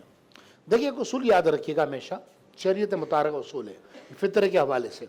اگر آپ عید الفطر سے پہلے، بلکہ اکثر میں اپنے دوستوں کو، قریبی رشتہ داروں کو، اور الحمدللہ فقیر کا خود کا بھی یہ عمل ہے کہ میں عید آنے سے پہلے فطرہ ادا کر دیا کرتا ہوں، یہی ہمارا طریقہ ہے اور ہم نے بزرگوں سے یہی سیکھا ہے۔ اس کی وجہ کیا ہے؟ دیکھیے، پہلے آپ اصول یاد رکھیں کہ اگر آپ عید آنے سے پہلے فطرہ ادا کر دیں گے تو آپ کا فطرہ ادا ہو جائے گا۔ عید ضروری نہیں ہے کہ آپ عید آنے سے کے بعد ہی فطرہ ادا کریں، عید آنے سے پہلے ادا کریں گے۔ اچھا، رمضان میں ادا کریں گے تو رمضان میں تو ویسے ہی ایک نیکی کا ثواب بڑھا کر 70 گنا کر دیا جاتا ہے۔ نماز رمضان شریف تو وہی بابرکت مہینہ ہے کہ فرض کا بڑا، نفل کا ثواب فرض کے درجے میں، اور فرض کا ثواب 70 گنا بڑھا دیا جاتا ہے، تو یہ تو واجب ہے فطرہ۔ اور دوسری بات یہ کہ عام طور پہ لوگ سمجھتے ہیں، یار ہمارے پاس آ کے لوگ مسئلہ پوچھتے ہیں کہ جی وہ ہم فطرہ ادا نہیں کر سکے تو ہم کیا کریں، بہت پریشان ہوتے ہیں۔ یاد رکھیے، عمر بھر میں آپ کبھی بھی عید کے 3 دن گزرنے کے بعد بھی فطرے کی رقم ادا کر سکتے ہیں. اگر کسی مجبوری کی وجہ سے افضل اور اعلیٰ یہ ہے کہ آپ عید کے دن ادا کریں یا اس سے پہلے ادا کریں تاکہ غریب بھی اچھی طرح عید بنا سکے. دوسرا یہ کہ آپ اپنے پڑوسیوں کو بھی دیکھیں, لیکن اگر عید کے بعد بھی ادا کریں گے تو ادا ہی کہلائے گا, یہ معاف نہیں ہوتا ہے. ٹھیک ہے, یہ اصول یاد رکھیں. تیسری بات یہ کہ عام طور پر ہمارے جو غریب عوام ہمارے گھروں میں, ہمارے پڑوس میں یا ہمارے گھر میں جو ملازمین کام کرتے ہیں, ڈرائیور ہوتے ہیں, مالی حضرات ہوتے ہیں, مستحق ہوتے ہیں. ہم جناب بڑی بڑے این جی اوز کو آپ دیں, میں منع نہیں کرتا ہوں, ٹھیک ہے, آپ بالکل دیں, این جی اوز کو دیں, آپ جو ہے تنظیموں کو دیں, اپنی جناب جماعت کو دیں, جو آپ کی برادری کی جماعت ہے, جو بھی جو کلیکشن کرتے ہیں اور شریعت کے دائرے میں رہ کے خرچ کرتے ہیں, آپ کا جہاں دل کرتا ہے. لیکن ہمارا ایک فرض ہے, اس جو ہے جہاں کے اس سیٹ کا ایک تقاضا ہے, اس منصب کا ایک تقاضا ہے کہ ہم صحیح بات تک آپ تک پہنچائیں. آپ کے پڑوس میں غریب رشتہ دار رہتے ہیں, آپ کے پڑوس میں جو آپ کے غریب پڑوسی رہتے ہیں, کیوں دیکھیں پڑوسی کے بارے میں, آپ کے پڑوسی کے بارے میں جتنا آپ جانتے ہوں گے میں نہیں جانتا ہوں گا, یا میرے پڑوس میں کون رہتا ہے, وہ کیا کھاتا ہے, کہاں آتا ہے, کیا جاتا ہے, اس کی کیا مصروفیات ہیں, یہ مجھ سے زیادہ آپ نہیں جان سکتے. تو آپ اپنے اطراف میں پڑوس میں یہ نظر دوڑائیں, آپ کو نظر آتا ہے آپ بل کھول کر ان کی مدد کریں. رمضان کا بابرکت مہینہ چل رہا ہے, تو چند مسئلہ ہم صدقہ فطر کے حوالے سے آج سماعت کر رہے ہیں. اور یہ یاد رکھیے کہ صدقہ فطر اس شخص پر واجب ہے کہ جس پر زکوٰۃ لازم ہے, جو صاحب نصاب ہے. ہاں بیوی ہے تو اگر وہ بیوی صاحب نصاب ہے تو اس کا صدقہ فطر شوہر پر لازم نہیں ہے. اسی طرح وہ اولاد جو صاحب نصاب نہیں ہے اس کا صدقہ فطر والد ادا کرے گا. ہاں اگر وہ صاحب نصاب ہے تو پھر اس بچے کے مال سے صدقہ فطر ادا کیا جائے گا. یہ چند مسائل تھے, ضروری اور بھی مسائل علماء نے بیان کیے ہیں, لیکن دیکھیں یاد رکھیے شریعت مطہرہ کو جو مطلوب ہے نا وہ ہے لوگوں کی مدد کرنا. صحیح بخاری شریف کی حدیث پاک ہے, جلد اول کی نبی کریم علیہ السلام کی بارگاہ اقدس کے اندر ایک شخص آئے اور انہوں نے عرض کی, یا رسول اللہ ای الاسلام افضل, یا رسول اللہ اسلام میں سب سے افضل ترین کام کون سا ہے؟ آقا دو جہاں صلی اللہ علیہ وسلم نے شاہ فرمایا, اسلام میں افضل ترین کام یہ ہے کہ تم بھوکے کو کھانا کھلائے, اطعام الطعام. تو آپ سوچئے ذرا اس لمحے کے لیے, دیکھیں مہنگائی ہے, مشکلات ہے, صرف پاکستان میں نہیں پوری دنیا میں مہنگائی ہے. ہاں پاکستان میں کیا حالات ایسے ہیں, بے روزگاری ہے, تو آپ اپنے آس پڑوس میں, رشتہ داروں میں ہیں, سب جگہ خیال رکھیں, ایک دوسرے کے کام آئیں, عید کی خوشیاں بانٹیں. عید آنے والی ہے, ان قریب یہ رمضان کا سما سب سونا سونا ہو جائے گا. اپنوں کو پیار دیں, ان کی مدد کریں, ان کی مشکل میں کھڑے ہو جائیں. اللہ تبارک و تعالی میرا, آپ کا, ہم سب کا حامی, ناصر, مددگار ہو. وما علینا الا البلاغ. سبحان اللہ. حق یہ کہ واصف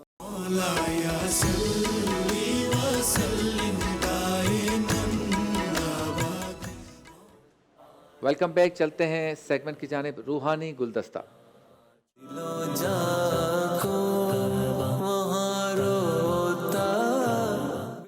مجھ سے گھر میں روحانی مسائل محسوس ہو رہے ہوں تو کیا وظیفہ پڑھنا چاہیے؟ بسم اللہ الرحمن الرحیم. اہدنا الصراط المستقیم. صدق اللہ العظیم. وقت چونکہ مختصر ہے اس لیے مختصراً میں وظیفہ عرض کر دیتا ہوں. اگر واقعی محسوس ہو رہا ہے تو ہوتا ہے وہم ہوتا اپنا, یعنی اس کو دماغی عارضہ ہے اور اس کو یہ لگتا ہے کہ کوئی گزر رہا ہے, کوئی گھوم رہا ہے, خواب آ رہے ہیں, تو اس میں تو یہ وظیفہ کوئی کام نہیں کرے گا کیونکہ اس کو وہم ہے. صحیح. لیکن واقعتاً روحانی مسائل ہیں کہ باقاعدہ لائٹیں جلنا شروع ہو جاتی ہیں, پانی کی ٹوٹی کو کھول کے چلے جاتا ہے, رات کو چلنے کی آوازیں آتی ہیں, وہ پورے گھر والے سب محسوس کرتے ہیں, تو پھر اس کے لیے عمل ہے. اور یہ میرا خود مطلب مجرب عمل ہے, کئی لوگوں کو دیا, اللہ کا شکر ہے, انہیں فائدہ ہوا ہے. صحیح. سورہ طٰہٰ 16ویں پارے میں.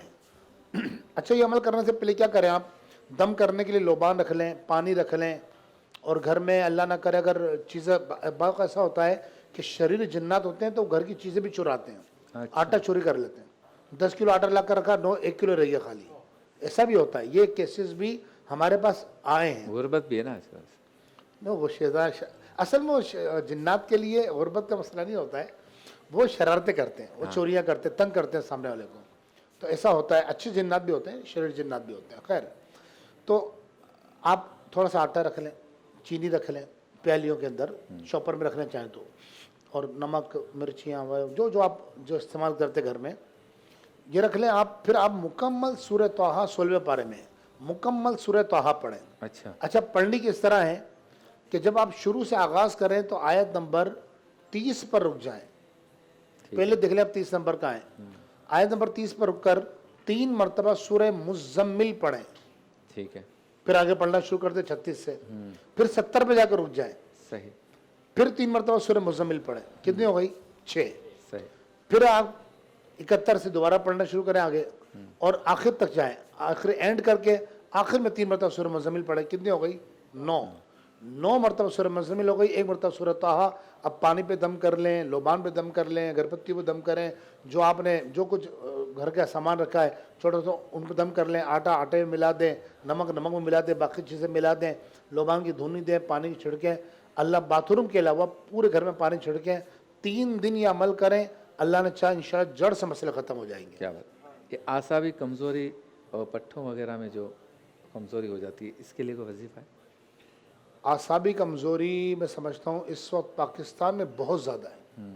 पट्ठों की कमज़ोरी बेपनाह है लोगों के अंदर, और ये बाकायदा मुजर्रब अमल है। अल्लाह ताला के 2 नाम हैं, या कादिर या अजीज़। ठीक है, अब करना क्या है, इसको आप सुबह फजर में पढ़ लें 300 मरतबा, और पानी की एक बड़ी बोतल ले लें 1.5 लीटर टाइप। अभी तो रमज़ान शरीफ है, तो रमज़ान में तो आप सहर इफ्तार में पीते हैं पानी, और रमज़ान गुजर जाएगा तो फिर सारा दिन पीते हैं। तो मैं आम दिनों के लिए बता रहा हूँ, रमज़ान में भी कर सकते हैं, सहर इफ्तार में पानी पिए।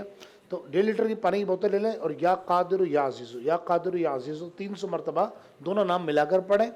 और अगर आपको शुगर नहीं है तो आप उस पानी के अंदर 1 चम्मच शहद भी मिला लें। ठीक है, क़िबला पहले दिन, दूसरे दिन, तीसरे दिन फ़र्क पड़ना शुरू हो जाएगा। आसाब मजबूत होना शुरू हो जाएंगे, पट्टों में खिंचाव होता ख़त्म होना शुरू हो जाएगा। वाह, वाह। ये अल्लाह के नाम की बरकत है। सुभान अल्लाह। है